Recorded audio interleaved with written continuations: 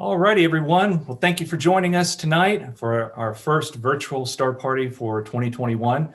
So I'm Dr. Billy Teets, and I'm the director here at Vanderbilt University Dyer Observatory.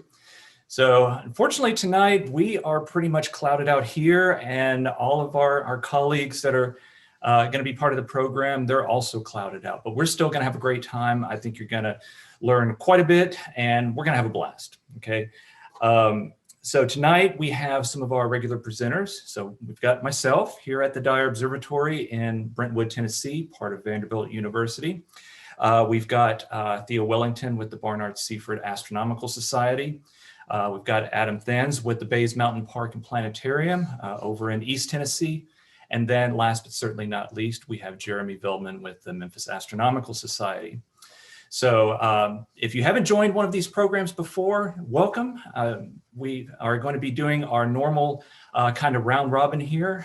We've got about 2 hours, and we're going to spend about 15 minutes at each location, and we're going to go around a couple of times and talk about some different topics, and of course take questions as we are going through the program.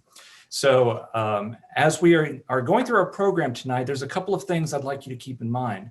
First of all, if you have questions, please put those into the chat, and during our or in between our segments and also at the end of our program, we're going to try to get through as many of those questions as we can. And if we can't get to yours, I apologize in advance, but a lot of times we end up having quite a few questions.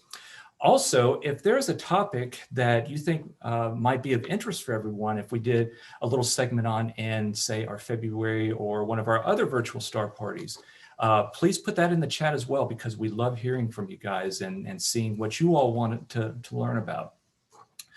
And then let's see, there was one other thing here. Oh, on our website, dyer.vanderbilt.edu, we do have a couple of star charts that have been set up that were supposed to be used tonight, but unfortunately we're not going to be able to see what's on there.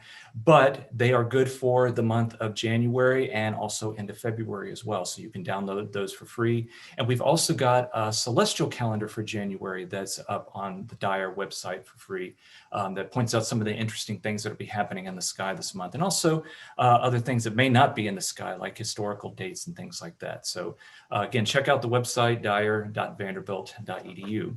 And before we dive in, I just want to mention we've also got a couple of my colleagues here at the Dyer Observatory, Alex Rockefeller and Helen Morissette, who are going to be helping us tonight with the question and answer sessions.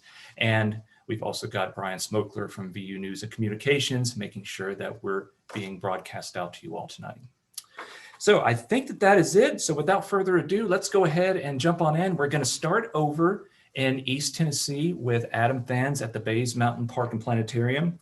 And he's got a couple of topics that he's going to enlighten us about tonight. We've got the winter hexagon, something called ALMAC, which I'll let him tell you all about that, and then an introduction to stellar classification. So without further ado, Adam, please take it away. Thank you, Billy. Thank you, everybody, for attending our event here for January of 2021. And yeah, we are all clouded out. I'm actually snowed out. I've got about 5 inches of snow outside, and more's coming tomorrow. So we're gonna, that's the one thing you can't control about astronomy is the weather, but we work with it. So I have a number of interesting things to share with you. First, let me share my screen with right here, where you should be seeing a circular image with the star field of the entire sky in the image. You'll see some thumbnails of images on the left side, so ignore that part. But that is our sky for tonight. And of course, you're going to see pictures of the constellations and line drawings and words, names of stars. You won't see that in the sky, of course. But what I wanted to point out is something that's like super easy to find. And this is really a great time to look for it, because all you got to do is kind of look up after sunset. And it's called the winter hexagon. Okay, so you notice the compass directions around the perimeter. So we're facing south. South is to the bottom of this image. And you should be able to see my mouse. And so in the center of the image where my mouse is the zenith, the point is straight up over your head. If you turned over to your right, you'd be looking over towards the west. If you turn to your left, you'd be looking to the east. But what we're looking at are the 6 brightest stars straight overhead.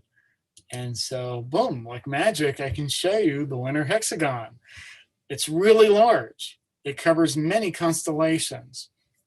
So you can see that it, let's say it starts with the brightest star in the entire night sky called Sirius right here. That's in Canis Major, the big dog. And over here is Rigel, which is one of the bottom leg or knee stars of Orion the Hunter. You can see Orion right here. Then Aldebaran, which is the brightest star in Taurus the Bull. It's the fierce eye of the bull, and it's a reddish color. Almost straight overhead, as you can see, it's almost dead center, is Capella, part of Auriga, the charioteer. Going over towards the east, we find Pollux. Now, there's actually 2 stars here. It's actually Castor and Pollux. They're kind of together. And they're the twins, Gemini, or Gemini. Whoop, I'm not sure how that happened. Okay, so let's go down from Castor and Pollux. We're going to find the brightest star of Canis Minor, the small dog, Procyon. Or some say Procyon. I say Procyon. And back down to Sirius. So we see our winter hexagon right up here. And that is a very easy pattern or asterism to see in the nighttime sky. So maybe in a few days, hopefully it'll clear up, look up, you're gonna see these 6 very bright stars making a big hexagon in the sky. Well, you know, there's another bright star almost in the middle of that hexagon, Betelgeuse, that red supergiant star right there.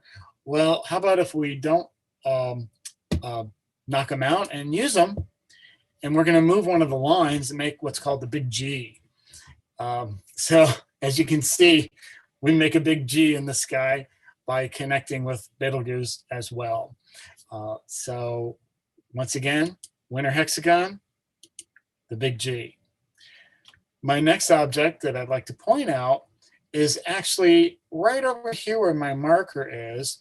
And first you're going to see the great square of Pegasus over here. And then towards the east, to the left of Pegasus, you're going to find Andromeda, the chained maiden right here. And we're looking at the bright star here at the end called Almach. And so, excuse me. So Almach is a very interesting star. It is a double star. And I looked up some information about it, and I also looked into a book that I don't know if many people know about it nowadays if you're younger, but if you're older, you probably do. And it's called Star Names and Their Meanings. And it's written by Richard Hinckley Allen.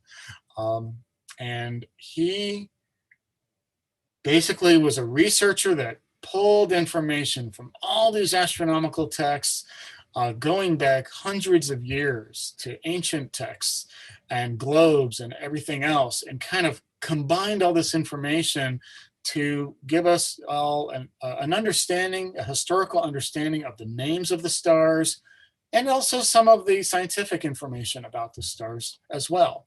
So first of all, notice where Almach is in our picture here. As you can see, it's the end star of Andromeda. It's almost straight overhead. And here is a photograph that I found online that I have the rights to use. And it's also known as Gamma Andromedae. Now, Andromeda is the constellation.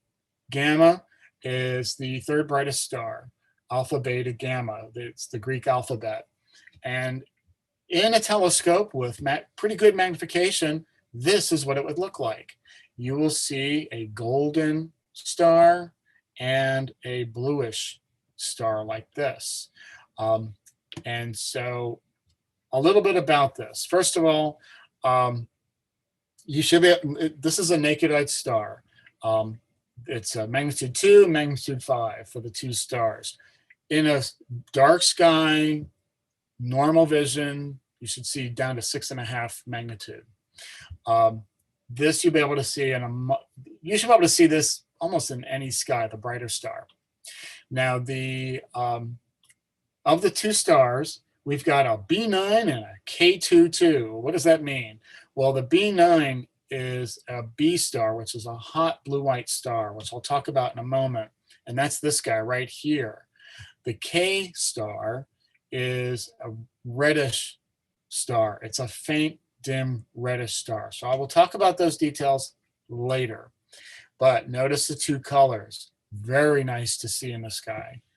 But let me tell you a little bit about the star names and their meanings by Richard Hinckley Allen. So I looked some information up, and it says in the book, it says it had a variety of names, but modern day almanac is used, and all of them derive from, and I'm going to butcher this up, this is all ancient Arabic, is where the origin of all star names are, and it's Al-Anak Al-Ard, and Al is like the, but so like Aldebaran, and there's Alphard, and there's other stars like that. They start with Al, and it's usually like the something. And so Al-Anak Al-Ard is the origin for Almanac. And if you want to define it, what it meant was, and realize this is from an ancient constellation, a small predatory animal of Arabia, similar to a badger. So this star represented something like a badger in the sky, as opposed to the foot of Andromeda.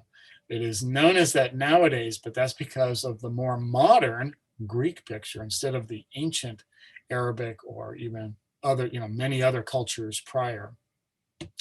People built their pictures and stories on older stories and cultures, and that's always happened.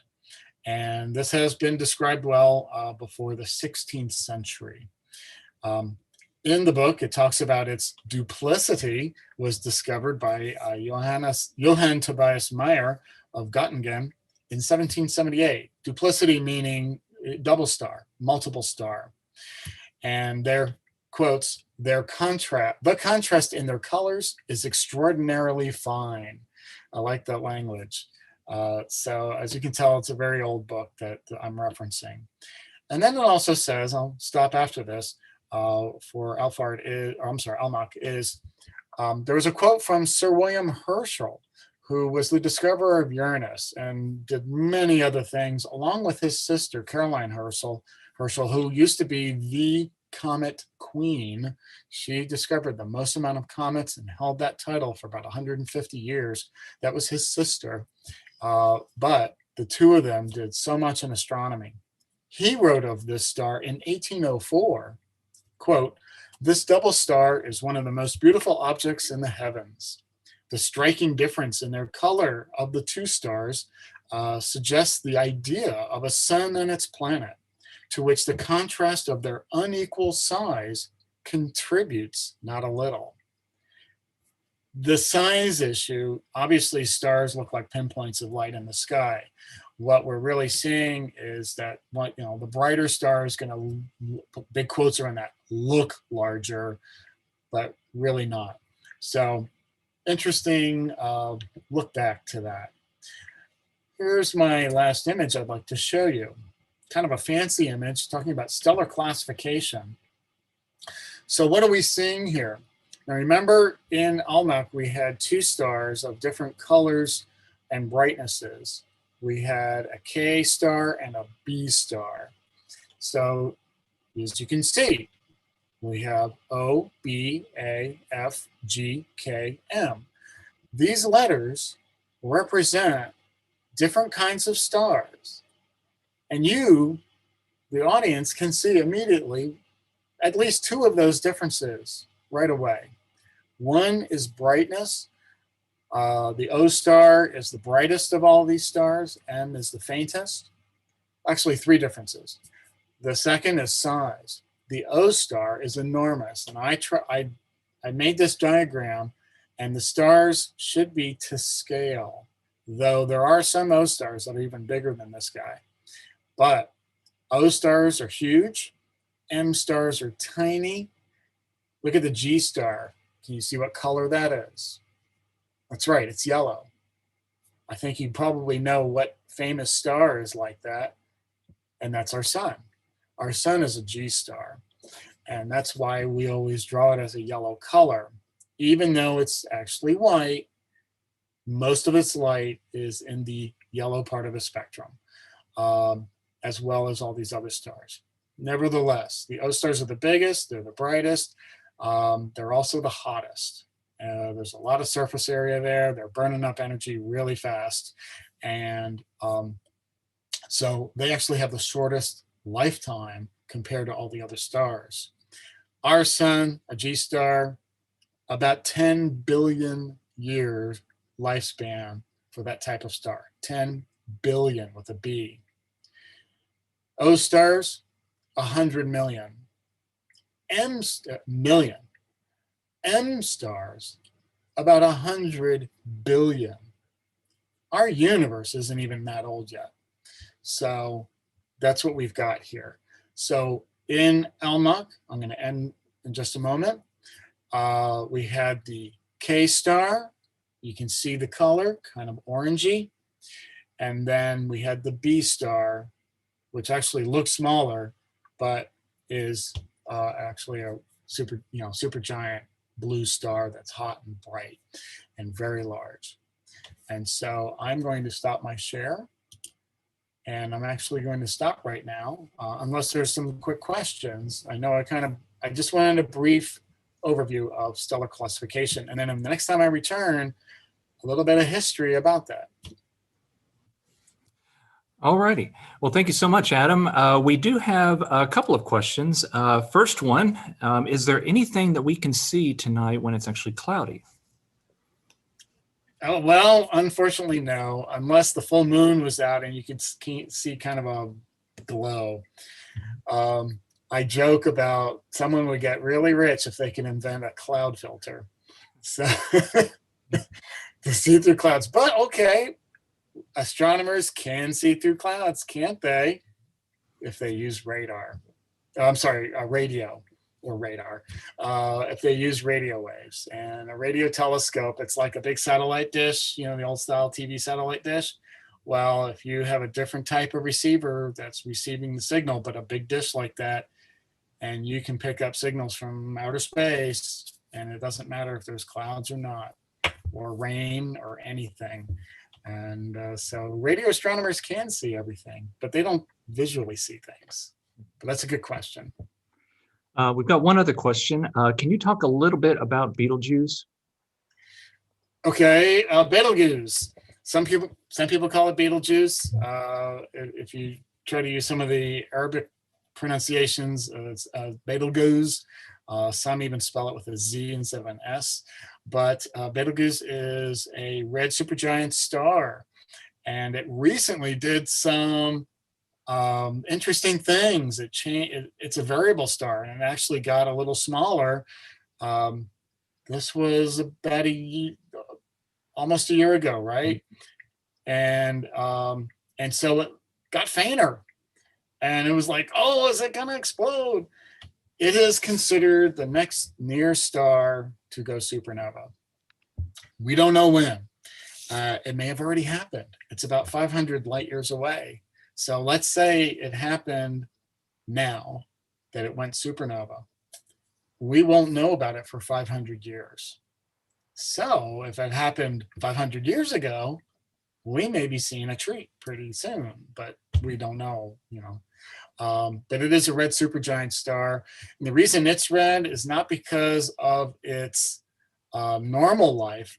It used to be an O star, a very big, bright blue white star, but it is changing in its life, and it's running out of the fuel that it needs to burn. And now it's in a phase in which the outer shell has expanded and gotten bigger, to the point where the gas has expanded and cooled off. And so as the gas expands, it cools off. And therefore, in space, cooler temperatures are red as opposed to blue. And it's actually about the size of between the orbit of Mars and Jupiter. So think about that. It would engulf all the planets through Mars and up to and approaching Jupiter. That's how large it is. So I'll stop there unless there's another question. Well, I was going to say, so when it first formed, it was probably much more like Rigel, would you say? Oh, yeah. Yes, So it'd be a good Rigel is, comparison that you can go out and see for yourself. that's right. Rigel is actually farther away. I think, isn't it? I think it's like 1,500 light years away, something like that. It wasn't quite that far. It was a little bit farther than Betelgeuse, but it wasn't super. Okay, I can't remember the exact number, but it's so bright. Mm-hmm. Sirius is not as large as, actually, no, it's about 1,000 light years away.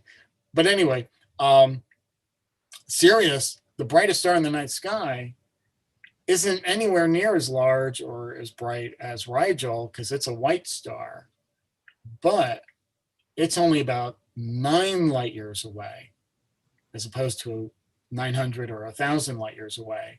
If you could bring Rigel as close to us as Sirius, you'd see it in the daytime.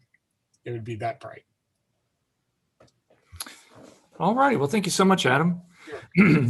So moving a little bit into spectroscopy and spectral types, I'm going to take the presentation next. So let me do a quick screen share here. And if you could hold on one second before you mute your screen or anything, make sure that I am showing the correct screen. Give me 1 second. Let's see what we got. And then share screen and all right. I believe that we should be seeing a slide about spectroscopy. Is that correct? All Yes. right, thank you so much. All righty, so I'm going to take just a few minutes and talk just a little bit about spectroscopy. And then when we come back around to me a little bit later in the program, we're going to continue a discussion and hopefully we're going to be able to do a little demonstration or an experiment, if you will, where we're going to be using a propane torch and hopefully we won't have to use a fire extinguisher. So fingers crossed on that, but that'll be a little something to look forward to towards the end of the program. So I'm not going to go into a great detail or a great amount of detail about spectroscopy, excuse me. But what I would like to do is just a quick little introduction about spectroscopy. So when pardon me 1 second here. Let me mute myself.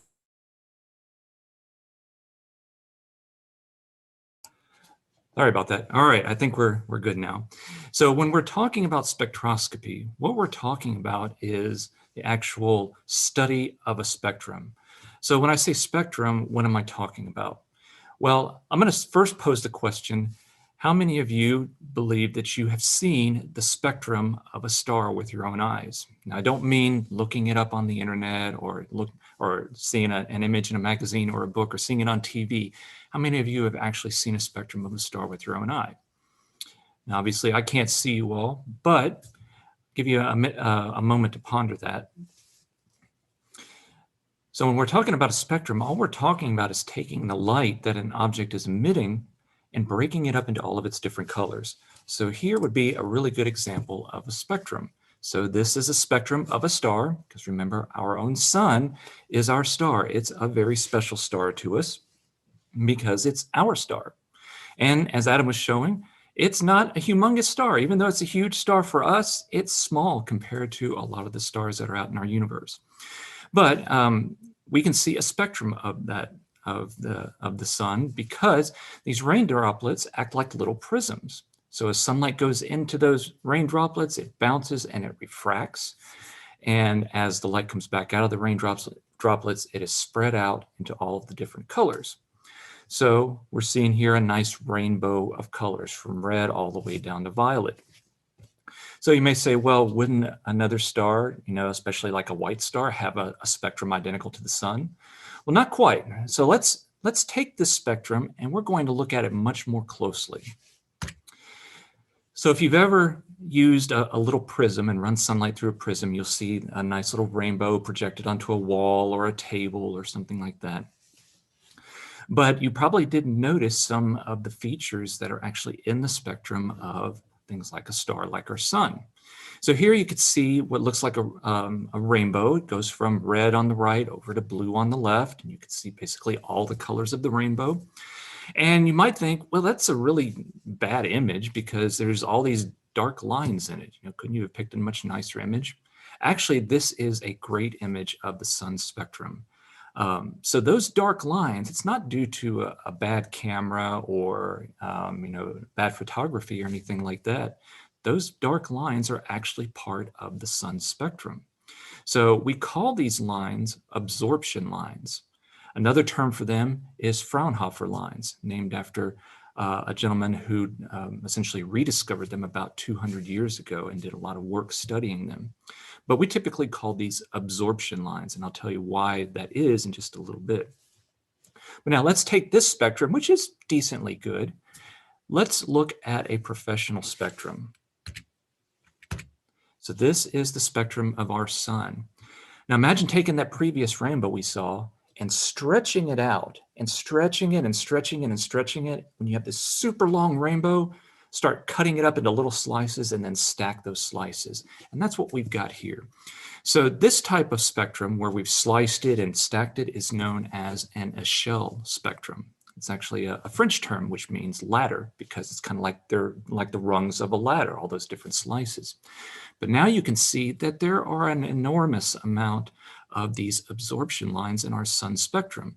You'll notice some of them are pretty dark and wide, such as the line up towards the top right of the screen there. In the yellow section, we've got two dark lines right next to one another, and we've got a few dark ones in the green and the blue, but you can see that our sun spectrum has a tremendous number of these absorption lines. So as it turns out, these absorption lines are due to what the sun is made of. So there are about 75 different elements, elements that you find here on the Earth, like hydrogen, helium, carbon, oxygen, iron. All these different elements are actually responsible for creating these dark bands that we see in the spectrum of an object like our sun. So how does that actually happen? Well, as it turns out, so I'm going to start with this picture here.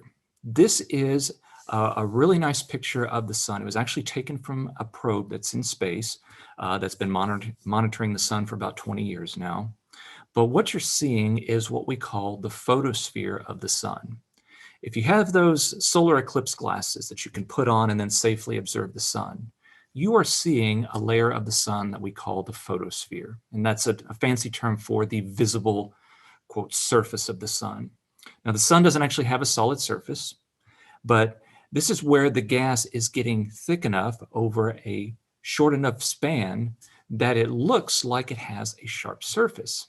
If you would actually try to go into the photosphere, well, of course, it'd be super hot, but it would be like going through a fog.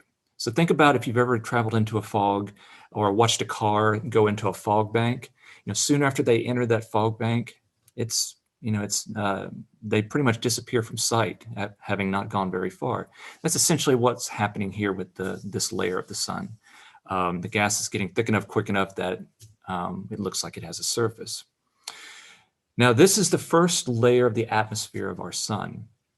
So the layers below this layer are hotter. The sun is hottest in the core. It's about 15 million degrees Celsius in the core. At where the photosphere is, it's about 6,000 degrees Celsius. But the layers below the sun, the light coming up through those layers, from those really, really hot layers below, the light is essentially a complete rainbow, and it would not have those dark bands in it. But as the light starts coming through the cooler layers of the sun, like this photosphere that we're seeing, and the layers above that, like the chromosphere, we start getting atoms and molecules, mainly atoms, starting to interact with that light. Now, in the second part of our segment, we'll show how this actually happens, but the atoms that are in the photosphere and the other layers of the sun's atmosphere will start to absorb out specific colors of light. And as we'll see, atoms can only absorb certain colors. For example, hydrogen, it can only absorb certain colors of light. Helium can only absorb certain colors of light. And the point here is that every atom has its own unique set of colors that only that atom can absorb. So if we go back, let me make sure I haven't missed anything. Yeah. So if we go back to this image here, this dark band right up here towards the top right of the screen, I don't know if you can see my pointer very well, but that dark band is due to hydrogen. So hydrogen is in the atmosphere of the sun. In fact, the sun and pretty much all stars are 75% hydrogen and about 24% helium, and a little bit of the rest of the elements. So stars really don't vary much in composition, but we'll come back to that in just a moment. But this dark band here is due to absorption from hydrogen and only hydrogen. These two yellow bands, or these two dark bands in the yellow part right here that are really close to one another, those are actually due to the element sodium. So only sodium can absorb out those specific colors. And as we'll see, certain elements that can only absorb certain colors, they're the only ones that can emit those same type or those same colors as well. So sodium will absorb out this color, but it can also emit that color as well. But the point is, if an astronomer was to very carefully study the spectrum of a star and they saw that, say, these two dark bands were present right in those exact spots in the spectrum of that star, the astronomer would know that that sodium is present in that star. Just a couple of other examples, these dark green lines down here, or these dark bands in the green right down here, those triple lines, that's caused by magnesium. So again, there are about 75 different elements that have been found to be responsible for creating the spectrum that we're seeing here. So if the sun wasn't a big ball of gas that had this atmosphere, if it was just a solid object, then we wouldn't see these dark bands. We would see a nice, clean rainbow on it. So as one of our colleagues, Dr. Bob Odell of Vanderbilt University often says, nature has been very kind to us in that we've been given a way to figure out how things like, or what things like the sun or other stars are composed of, even though we can't go and essentially stick in a spoon and pull out a sample and test it back here on the Earth. Now, there's one other thing I just want to mention, and then we'll turn it back over. Here is a set of spectra, and you'll notice on the left side of the screen, we've got our letters that Adam was talking to us about earlier, O, B, A, F, G, K, and M. And those are the 7 different spectral types of stars. And again, when you hear spectral type, think temperature range. Okay, so over on the right side of the screen, you'll see the approximate temperature of some of these stars in units of Kelvin, which is roughly Celsius. Okay, so our sun is a G2 type star, so it would be most like this type of spectrum. But one thing I want you to notice, well, there's actually 2 things. First off, notice that as we go from the cool stars at the bottom to the hot stars at the top, the apparent or the absorption lines that we see, they appear to change. So for example, when we have a hot A star, we see some really dark lines in there, and that's actually due to hydrogen. But as we start getting hotter and up to the hottest stars, those bands start to disappear. It turns out O stars are so hot that the atoms, as we say, become ionized. That's a discussion for another time, but basically the atoms are so hot that they are not able to absorb or emit their certain colors. And so we don't really see those bands in those stars. So there's still lots of hydrogen in those stars, but because of the temperature, we don't see the signature of hydrogen very well. And then as we get down to the very cool stars, you'll see that they have a lot of absorption lines. And that's not because they necessarily are made of a lot more different types of material, but now some of those atoms have been able to combine to form molecules. And molecules, just like atoms, can emit and absorb their own sets of unique colors. So again, it gives us a way to figure out what's in these stars. The final thing I want you to notice about this is if we look at this very cool star, notice that it's pretty dim in the blue and violet over here, but pretty bright over in the red, which would mean that as we looked at this star in the night sky, it would be emitting a lot of red light. So it would look very orange-red to us, like Betelgeuse. When we have a star that's about maybe around the temperature of our sun, or a little bit hotter, notice that it peaks mostly in the green. And because of where green is in the rainbow, it's right in the middle of the rainbow. When you have a lot of green, you tend to also have a fair amount of blue and a fair amount of red. So that's why a star like our sun, which emits most of its light in green, will not appear green to our eyes. It will actually appear white, because when you combine the green and the relatively large amount of blue and red, you get white. Then the O stars, these really hot stars, they are so hot that they emit most of their light in the violet part, and actually it's something called the ultraviolet. In fact, the light is so violet we can't see it, but there's relatively low amounts of red compared to that violet. So therefore, these stars will appear very bluish white to us. Okay. So again, that's just a little intro to spectroscopy, and then when we come back a little bit later, we'll do a little demonstration and talk more about why these atoms are able to create these absorption lines and tell us what things like stars are made of.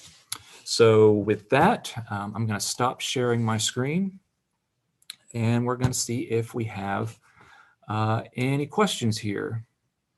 Let me scroll back through and see if we've got some questions. What do the letters designations stand for? O, B, A, F, G, K, and M. So it turns out, and I don't know if Adam, if you're going to be speaking much about this, so I don't want to take your thunder. So basically, I'll just say that the letters did not start out in that order, okay? And I'll let Adam explain that a little bit more, but it doesn't mean like O stands for, oh my goodness, that's hot, or B is, boy, that's a hot star. It's actually, it was a system that was set up, and I'll let Adam take that.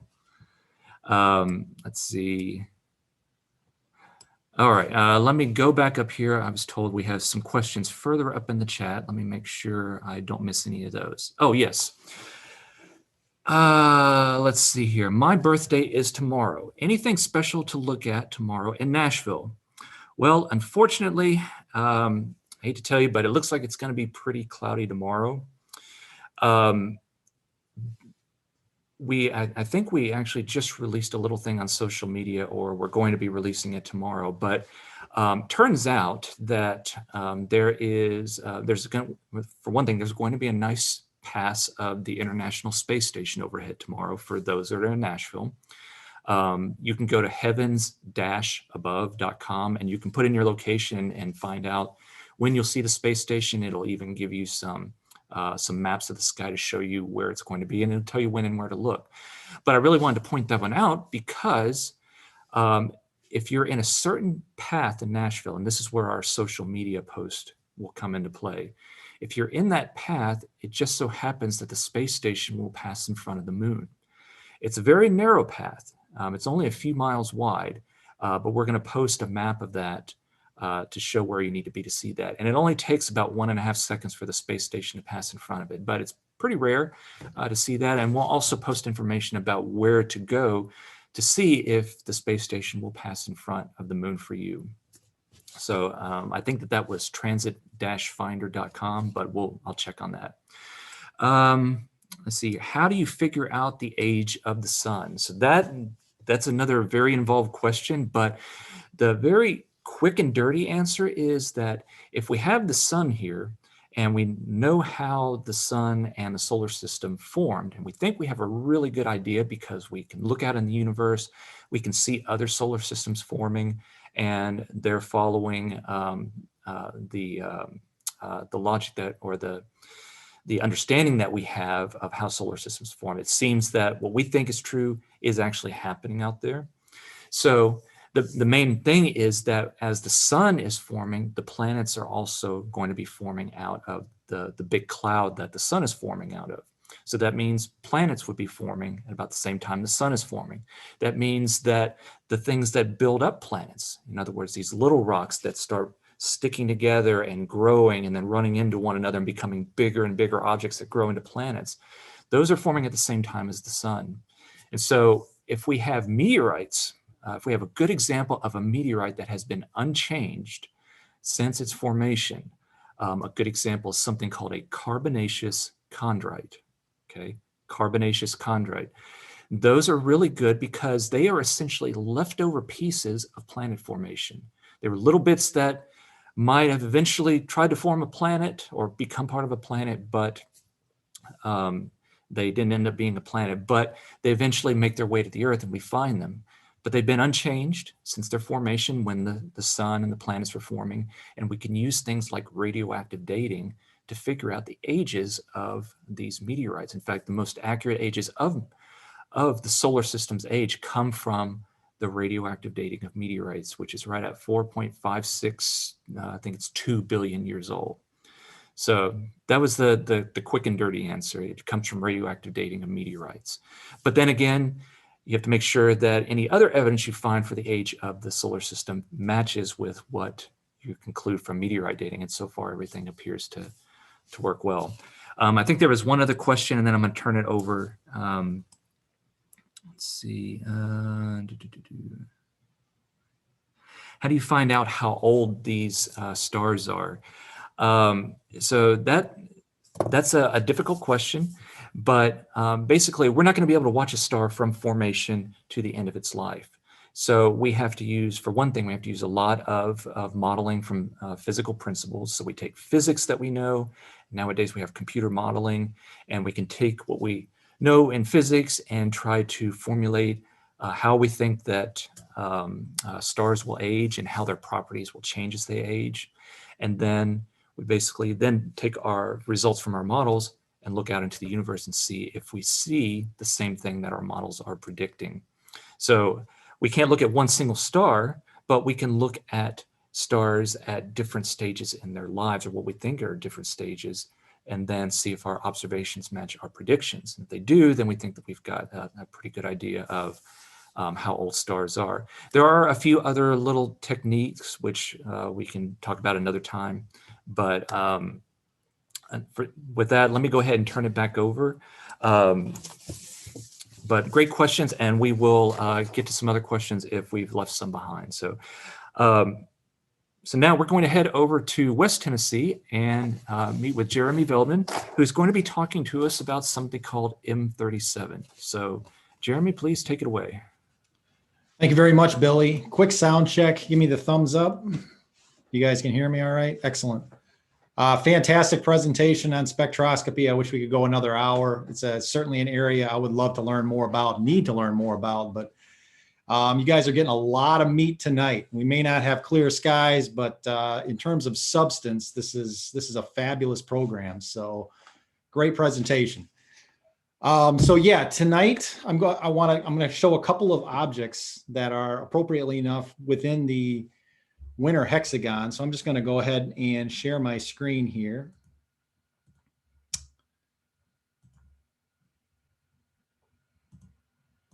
So Adam gave us an overview of the winter hexagon. And if you're looking roughly due east in the early evening sky, you'll be able to see these constellations. I can see Orion rising.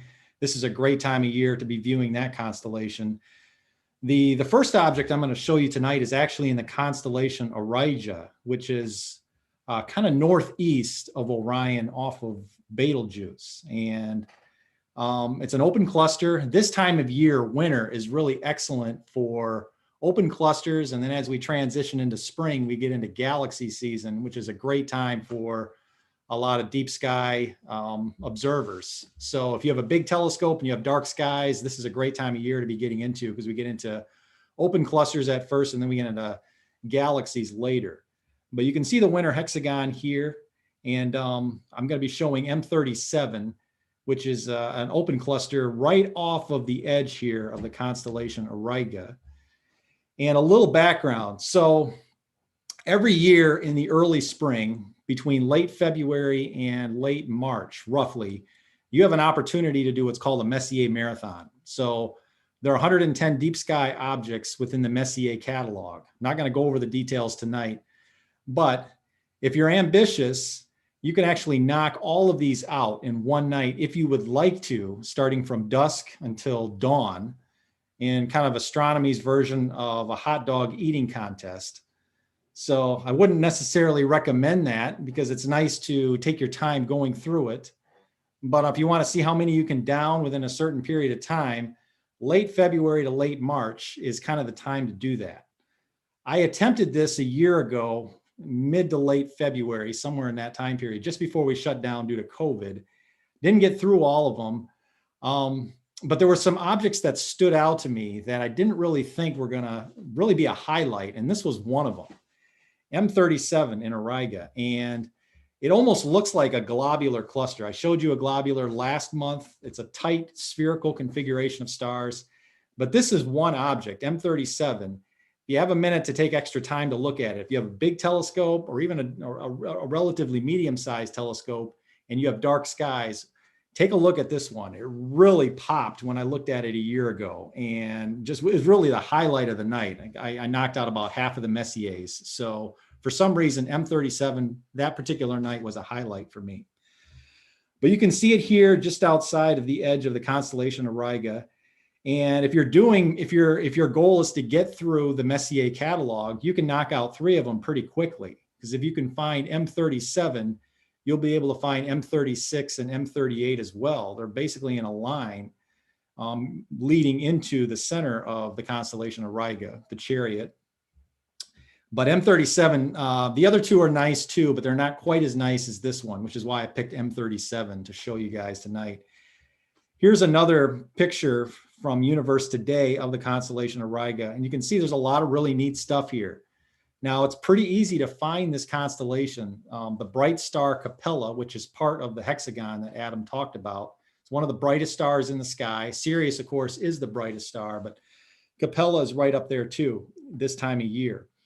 And you can see that not only do we have the 3 Messiers, M37, M36, and M38, but there are several H2 regions also. So if you have a hydrogen alpha filter and you want to challenge yourself, there's several other objects that are within the constellation Auriga that are worth going after as well.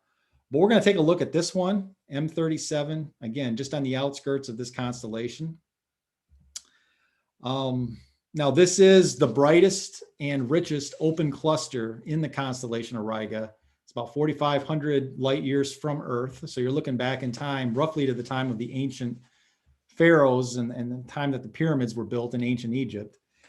Now, it's located in the exact opposite direction of the galactic center. And in the winter time, you're actually looking out away from the nucleus of our galaxy, really out and away from our galaxy. Now in the summertime, we'll show you a constellation Sagittarius, and right off the teapot is the galactic center where Sagittarius A star is located.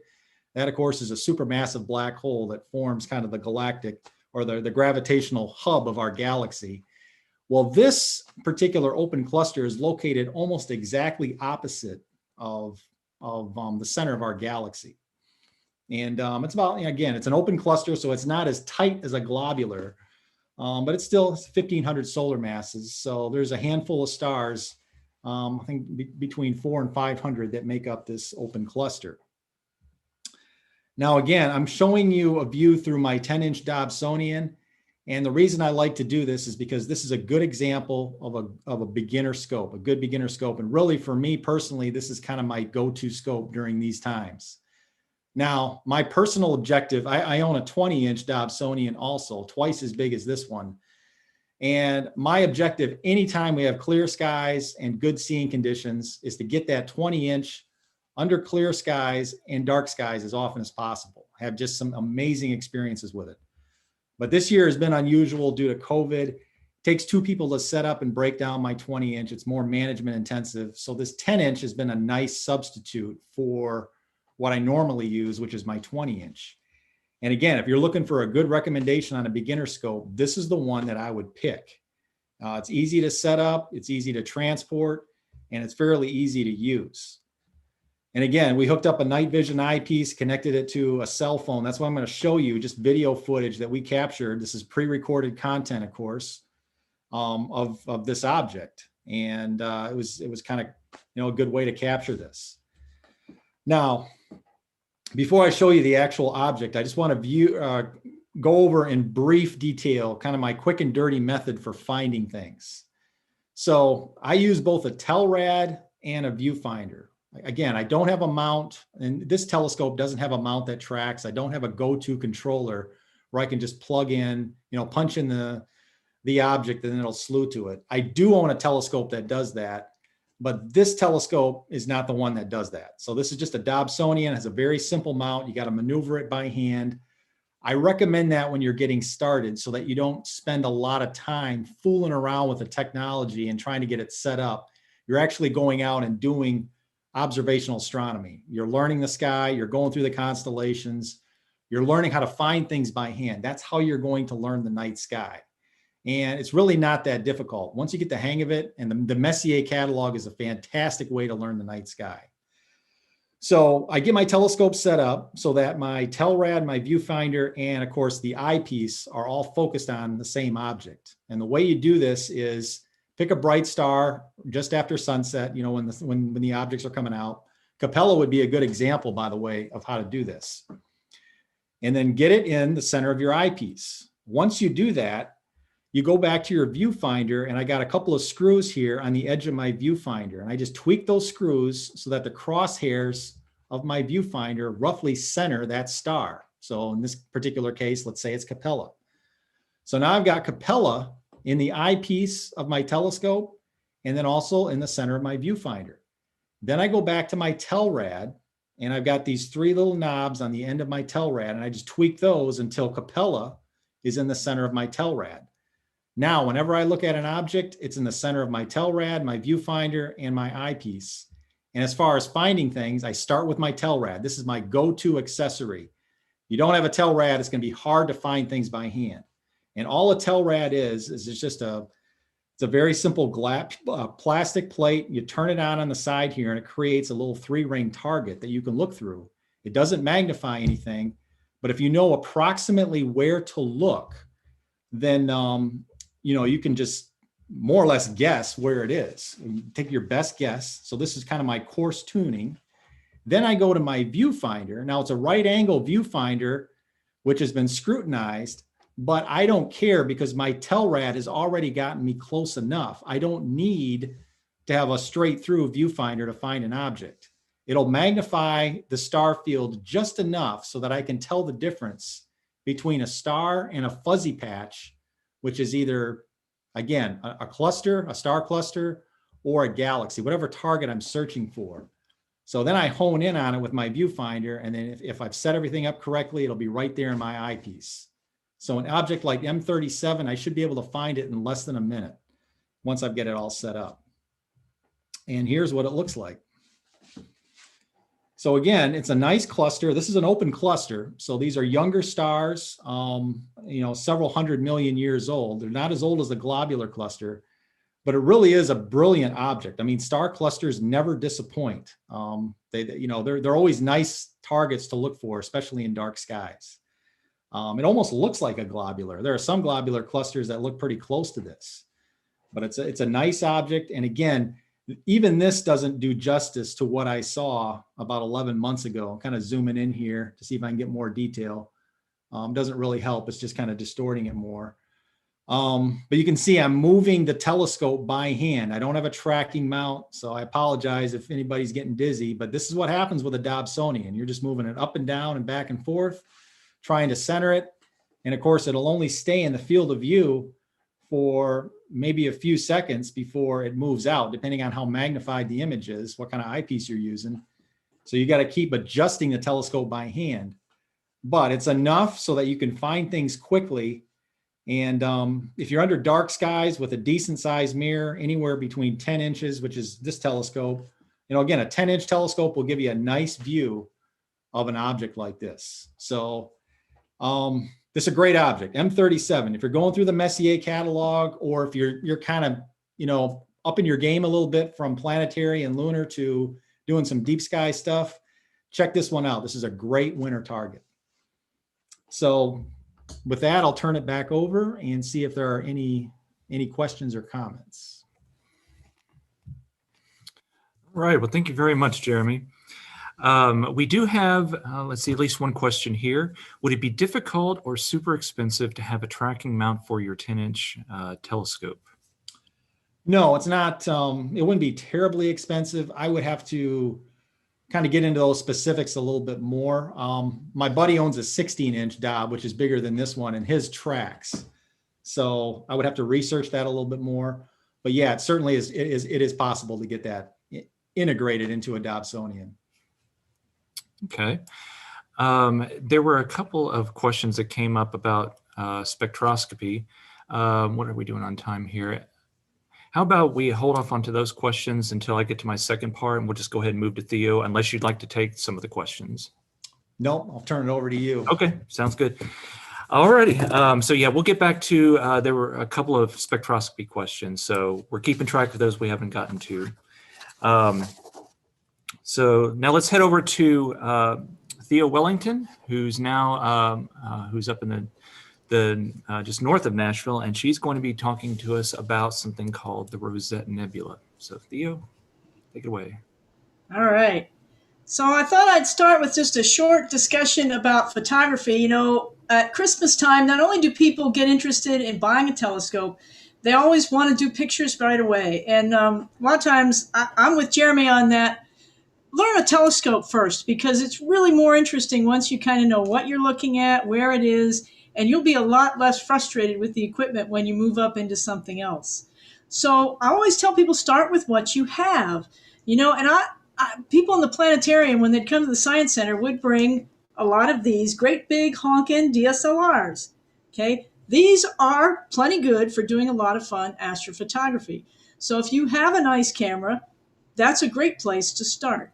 Okay, if you've got a phone camera, some of those are darn good anymore. The biggest thing they have is you can't fool around with some of the settings as much as you would like, but you can still start there. So they're capable cameras. And so what I wanted to do tonight is I took an object and I tried to image it a couple different ways to kind of show you what you can expect to get easily. Like, there are professionals who do outstanding work and stuff with all these different things. But I wanted to show you kind of how you can do things and what things are the same and what are different. So we're going to start with kind of a wide view. So let me see if I can do the screen share thing here. And hopefully it's already set up to work. So let me get this. And let's go to the correct slide here. I have to slide that off. Whoop, hang on. All right, go to slide. Here we go. So this is where I start. You've got the DSLR. It's got a 24 millimeter kind of a wide angle lens on a good sturdy tripod. You want a tripod because anytime you're looking at stars and you're going to be going a little long on the exposure, right? When you're outside during the day, your exposures are so fast that holding the camera and clicking the shutter doesn't produce movement that you see on the picture. But at night, that's going to change. So you want a good sturdy tripod. And one of the other things that's really handy, and I meant to bring one up with me tonight and I completely forgot, is an intervalometer. And that's just a clever little, I use one that plugs in. Some cameras can do some by themselves. It's just a cute little digital device that you tell it how many pictures you want it to take and how long you want each picture to be.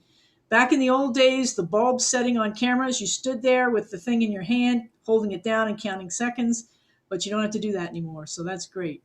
But those are handy because it can keep on taking pictures and you don't have to touch the camera, and again, you minimize how much movement you're doing. All right, so with this setup in the backyard the other night when it was accidentally clear, this is a wide field of a lot of what we've been looking at tonight. So here's the belt of Orion. Hopefully you guys see that. There's Betelgeuse. It's a lovely red. So from there, and then this is the bright star Procyon that Adam mentioned that's in the little dog. Between the two is a cute little grouping of stars that you can actually, I think on a dark sky, you would see this visually. in our sky, it's a little bit of a challenge, but you would run over it with binoculars if you just sort of started at Betelgeuse and kind of, just swayed that direction. This would come into your field of view. So this is one frame, and you move it into Photoshop and you up the brightness, and you can see how many, this is a 5-second exposure. Look how many stars the camera was able to find. And I'm shooting toward Nashville. So I'm in north of town and this is looking south. So that's really not too bad. The streetlights give the sky this lovely shade of pink. All right, so then if we go back here, if you zoom in, okay, you see the little tiny group of stars, and I want you to keep that group of stars in your head because that is the center of the object that I'm interested in tonight. Then you can do a thing, okay, so you say, well, that's not really that good. What if I take a whole bunch of pictures and combine them? So this is a couple of minutes worth of 5-second exposures. And combined, yeah, you start getting more stars, you start seeing more stuff. And again, this was taken into Photoshop and then stretched to get the brightness up. And you can see something else here that cameras do, and that's called vignetting. The center of your image is bright and it drops off toward the sides. And that is a thing you can correct for, but for purposes of tonight, that's okay. Now, since I was asking the program that combines the images to stack on the stars are moving. So if you freeze those, instead the trees on the side start moving. So you can see how I've got blurred trees here on the side. Maybe you don't want that. So, but first we're going to look at, this is a zoomed in of that stack. So now there's a lot more star color. Yeah, it's a little amped up here, but there's that cute little group again in the center. Real nice little trail of stars off this way and off this way. Pretty area of the sky. So that was all done with Deep Sky Stacker, which is a great stacking program for stars. This image was done with one that's meant for landscape photography. So if you're doing something where the foreground is something cool and you don't want it blurred, this will take your landscape and freeze it and then stack on the stars besides. And it does a really good job. So again, this is probably getting on to 3 or 4 minutes worth of 5-second exposures with just the camera sitting on the tripod in the backyard. There's that cute little bunch of stars sitting there in the middle. And up close, they look like that. All right, now you want to up your game a little bit. The only reason for 5 seconds is if I go to 10 or 15 or 20, my stars start to look like footballs because the sky is moving. But maybe you don't have a telescope and you don't want to particularly own a telescope, or you want to be more mobile. So here I'm using, it's called a sky tracker, and it's just a cute little motor that goes on my tripod and holds the camera. And it will move the camera at the same speed the stars are moving, so that way your stars don't blur. And within limits, this actually will do a quite good job. So there's a look at the base. You set it to your correct latitude. And then there's a viewfinder for looking at the North Star. And when you look through that, there's a cute little reticle. So it shows you there, it's got what looks like a clock dial. And there's an app that shows you where Polaris should be on that clock dial at the time you're looking. So your goal is to put Polaris there, and then it should work pretty good, and it does. Now, I would have gone and done that same area of sky with this setup, except that we didn't get another clear night. So this is a picture of the Pleiades and Venus.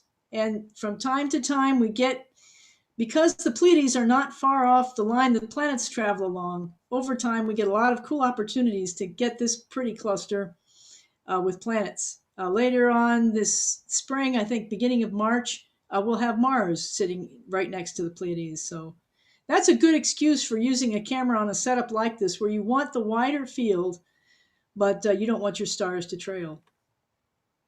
But all right, you want a telescope. So here's the same camera on the back of a telescope. And really all you're doing is using the telescope at this point as a giant camera lens. So this is the setup I use, and it's on a mount, a telescope mount that's capable of holding that much weight. And again, it's lined up with the North Star, well polar aligned, and it's got some, computer stuff so that once I step it through an alignment process, it'll go to where I want it to go. So let's take a picture this way. Well, that doesn't really look like a whole lot. This is a single frame, and now instead of 5 seconds, this is 2 minutes worth of time. But if you take this and stretch it a bit, now you start to see hints of nebulosity. This is a dust problem. But this is that same little group of stars that we saw earlier. And you can do the same thing here. So instead of 1 2-minute exposure, you can get out 62-minute exposures. And when you take that and stretch it, well, now you start to get something that starts to look pretty. And this was really a very quick and dirty stretch just to see what we had. I'm still learning how to use some of the processing software. And there are other things you can fool around with. I could have used a filter to take out some of the light pollution, a darker sight, but you can see the improvement. So this is the Rosette Nebula. It's a lovely region of hydrogen gas with a young star cluster. If you are ever in a trivia contest, this is the official state astronomical object of Oklahoma. It's about 5,000 years from Earth. The nebula itself is about 130 light years across.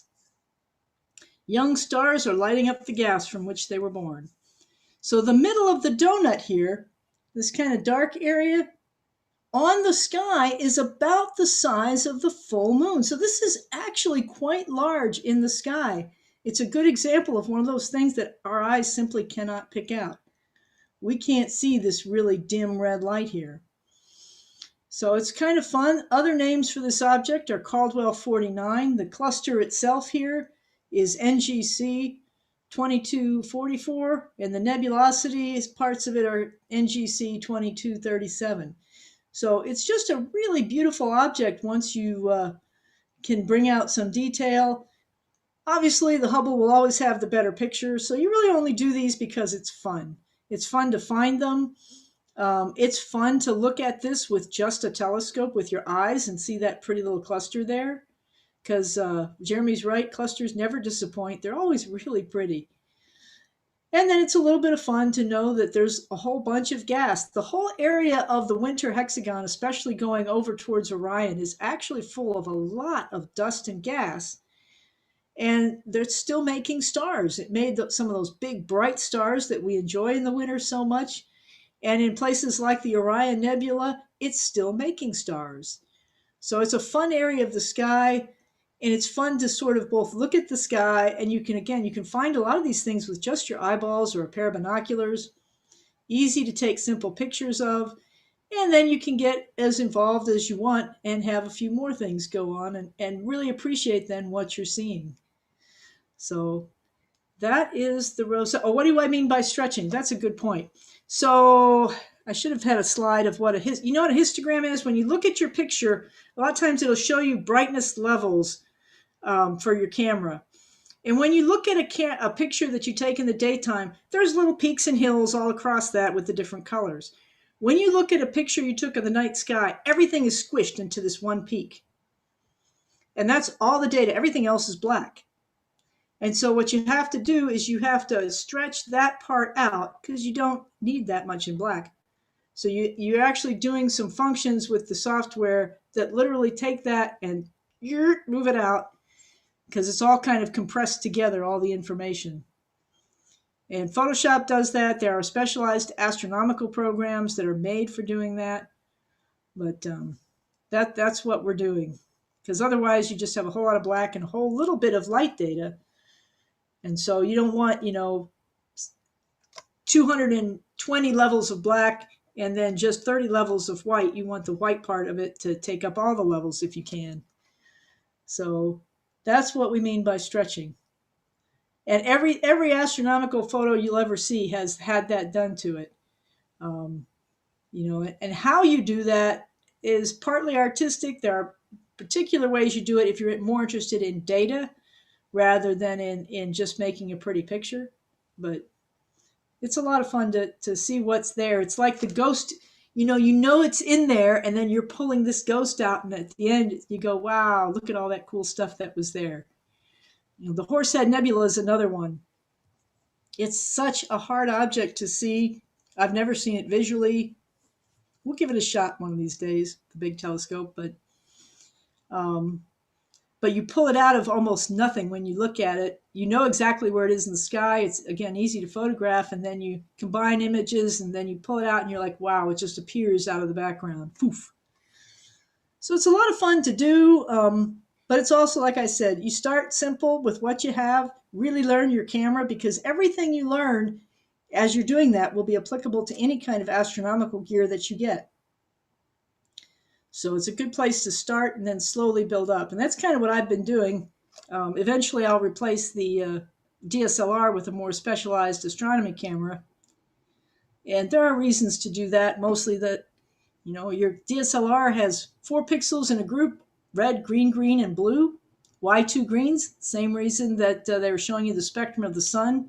Most of the light we get in the daytime is in that middle part of the range. But it means if I take a picture of an object like this where a huge amount of the light is in the red, I'm only using 1 pixel out of every 4 to catch that. So people that do this, they like to do it with a monochrome, single color gray camera, and then you put a filter in front so that now all your pixels are looking at red, and then all your pixels are looking at green, and all your pixels are looking at blue, and then they combine those. So that's when you really get into some fun, but I'm working up to that gradually. But anyway, I thought that'd be an interesting way of looking at a fun object and how you can do it with equipment you might already have around the house. So with that, are there any other questions? Oh, why are the stars moving? Maybe, yeah, the Earth is definitely rotating. Let me stop sharing the screen.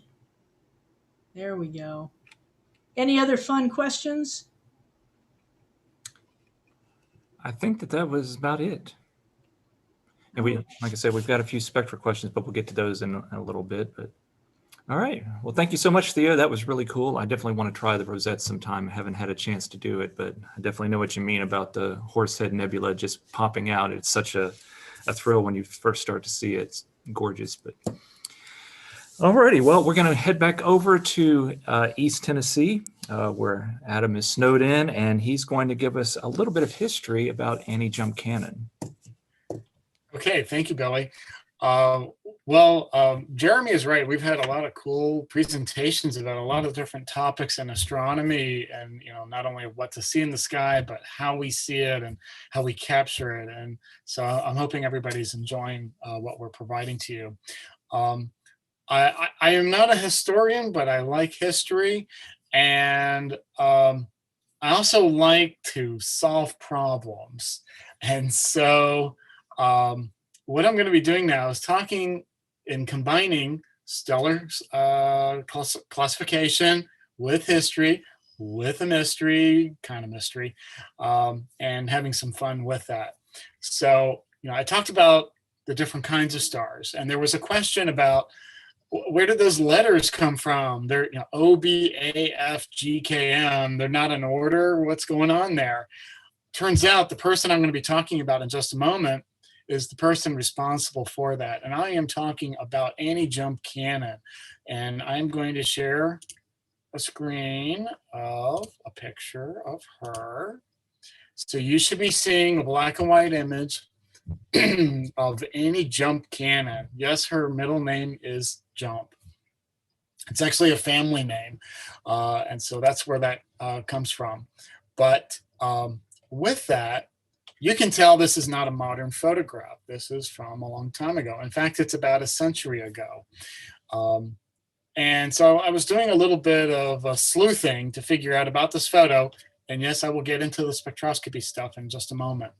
So anti-jump cannon, we see here, her birth and death dates are 1863 to 1941. She looks like she's in her later 60s, maybe even approaching 70. It's hard to tell.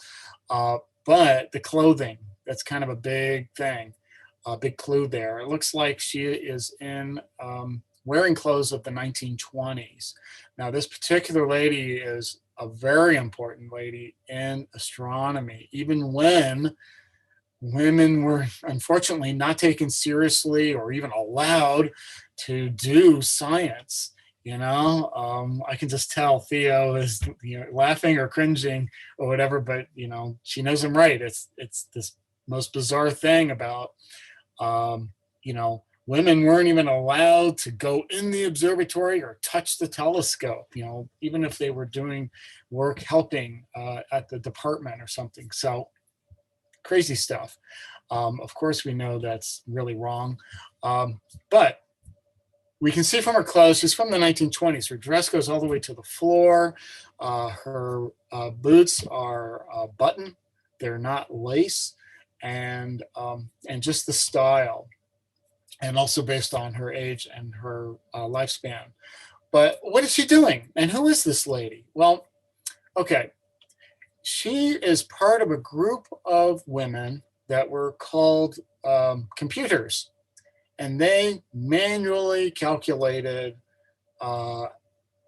information relating to astronomy. They also looked at photographic plates and analyzed them for data.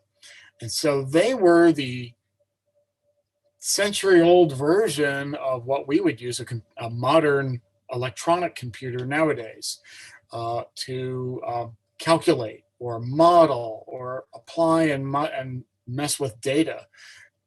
We didn't have those machines back then. There was people, but back then it was the thought that women were more attuned to detailed information, and so they fit the profile of being that type of getting that kind of a job.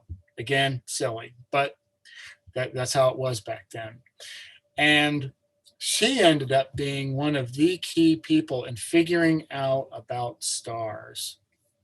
So she worked at Harvard Observatory in Massachusetts, along with a number of other very famous women, Henrietta Leavitt. My wife is actually reading a book about Cecilia Payne-Gaposchkin. It's hard to say that last name. And a number of others, and they all worked for William Pickering.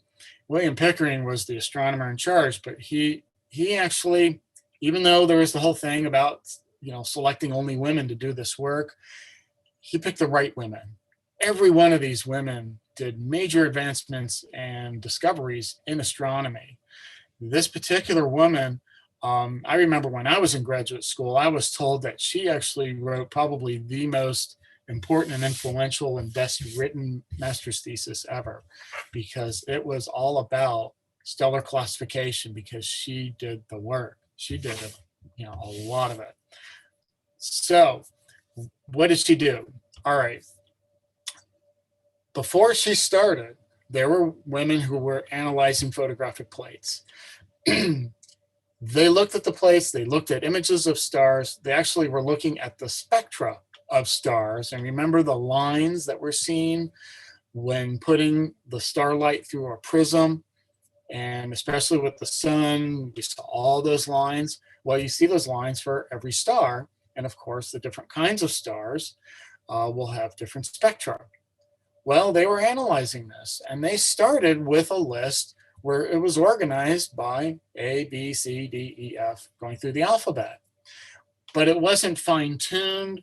There wasn't, they were just at the beginning of cataloging the data and trying to make sense of it. Remember, this was all done manually. There was nobody to, there was no machinery to, churn data. So they had to do it manually. It's a lot of catalog data and a lot of books, manuals. And so it was very difficult. She looked at so many spectra. She ended up, Annie Jump Cannon here, was the one who figured out, wait a minute, I see a pattern. And she realized that, wait a minute, let's group these differently. And so she put them in the order of the spectra of O, B, A, F, G, K, M based on the old catalog data. So instead of rewriting all of that data, which you would never do, they just modified the classification scheme to accommodate how the data was sorted. That's why the letters are out of order. If you want to remember them easily, there's many different mnemonics. A very popular one is "Oh, be a fine gal or guy, kiss me." So O, B, A, F, G, K, M, the first letter of all of those star classifications. And so she figured that out, and that was a big deal. And so a little bit about her, then we'll get into this photo because I think it's going to be some fun. Of course, instrumental in the development of contemporary stellar classification. She did this work. She did not have a doctorate at the time. She was not officially trained in a university, but she got the work done. Since then, she has been lauded, in her life and well past, of course, for her work. So no, we have not forgotten her. She rearranged that letter order of star classification, so now it makes sense. And she was actually nearly deaf throughout her entire career. So, she had, a disability that she had to deal with. She was a suffragist and a member of the National Women's Party, which was very important back then. They were trying to get the vote. That was eventually passed, but the suffragists had to deal with a lot of bad things in order to finally eventually get what was right, which was to be treated equal, at least to vote at that time. She classified and cataloged about 350,000 stars in her career and was able to do so at a speed up to 3 stars a minute. Think about that. So she's looking at these tiny little images on the plates with a magnifier and looking at a spectra. Now remember the picture that Billy showed, and I hope Billy does show that picture again, where it was the 7 spectra with O, B, A, F, G, K, M, and looking at those strips of each star, and you see the line patterns. And I actually did this kind of thing in a class called spectroscopy in graduate school. And our final was, tell me which stars these are. And there were 50 spectra we had to look at. That was the final. And so it's not easy. Believe me, it's not easy. She discovered 300 variable stars, 5 novas, 1 spectroscopic binary, and created a bibliography that included about 200,000 references. Think about that. 200,000 references for a bibliography. That is no small task. So she really did a lot of work. Okay, so we see this cool photo. I love old photos, especially when they're really historical. You can tell it's not really an office. It's more like a library. There's cabinets behind her. There's some cabinets with drawers open to her side. To the other side, we see bookshelves. And on her desk, we see an inkwell and papers and this thing in front of her. Well, let's look a little bit as to what we're seeing. First of all, so we're going to do some sleuthing here. All right, I zoomed in on this picture of her, and we see this wooden device. If you look carefully, you notice that it's tilted. It's actually a little higher to the backside, closer to her than forward, but it looks like glass on that flat surface. And then, of course, in front of her, held up, is another glass plate with a wooden frame. And so what's happening here is that in order to analyze the photographic plate, she has to have light behind it to examine the plate. Well, electricity is kind of like a brand new thing at that time period. So the mirror, that's a mirror on the bottom there, reflecting ambient room light or daylight up under that more not vertical, but more angled, steeper angled piece of glass. And then the glass plate was put on that. And then she would use a magnifier to see that, to look at it. So there's other photos where you'll see the other women where they're analyzing plates and they have the same device. They all have one. And so that was a way that they were able to look at the glass plates. The glass plates are not big. They are about 4 by 5 inches. They are glass, very thin glass with sharp edges. The glass is maybe a 1/16 of an inch thick. Okay, it's not big, it's not plate glass, like a thick glass. It's very thin. It had an emulsion, a photographic emulsion on one side. It was kept inside of a black box at the observatory when it was used in a telescope. So instead of our modern cameras, you know, with the sensor in the back, it was film, but the film wasn't flexible. It was glass. And so it was put into a holder in a dark room, all in dark. I've done this kind of thing too when I was a student. And then you take it to the telescope and then you put it on the scope and then you remove a slide that then exposes that glass plate to the night sky. And of course, it's not going to be, you know, seconds or a few minutes to take an exposure. The exposure might be 10, 15, 20 minutes, an hour, sometimes days. I am not kidding, days for an exposure, a single exposure. And it was really hard. And then, oh, what if you drop the glass plate? You broke it. It's garbage. You would then take it to the dark room, which was down underneath in the basement or the main level of the building. I've done this too. You develop the plate immediately. And then the very first thing you do after that, you examine it for any discoveries. Any novae, comets, anything like that. You always look at it first. Then you put it in a paper sleeve, you label it, and you take it to, you know, where the offices are, and then you examine it. Now, I want to show this next picture for a moment. Remember on the side, the drawers that were open? Look inside the drawers. It's like an old style card catalog, but instead of cards with information about books, these are glass plates and the paper sleeves, and they're all labeled and organized so that you can find them.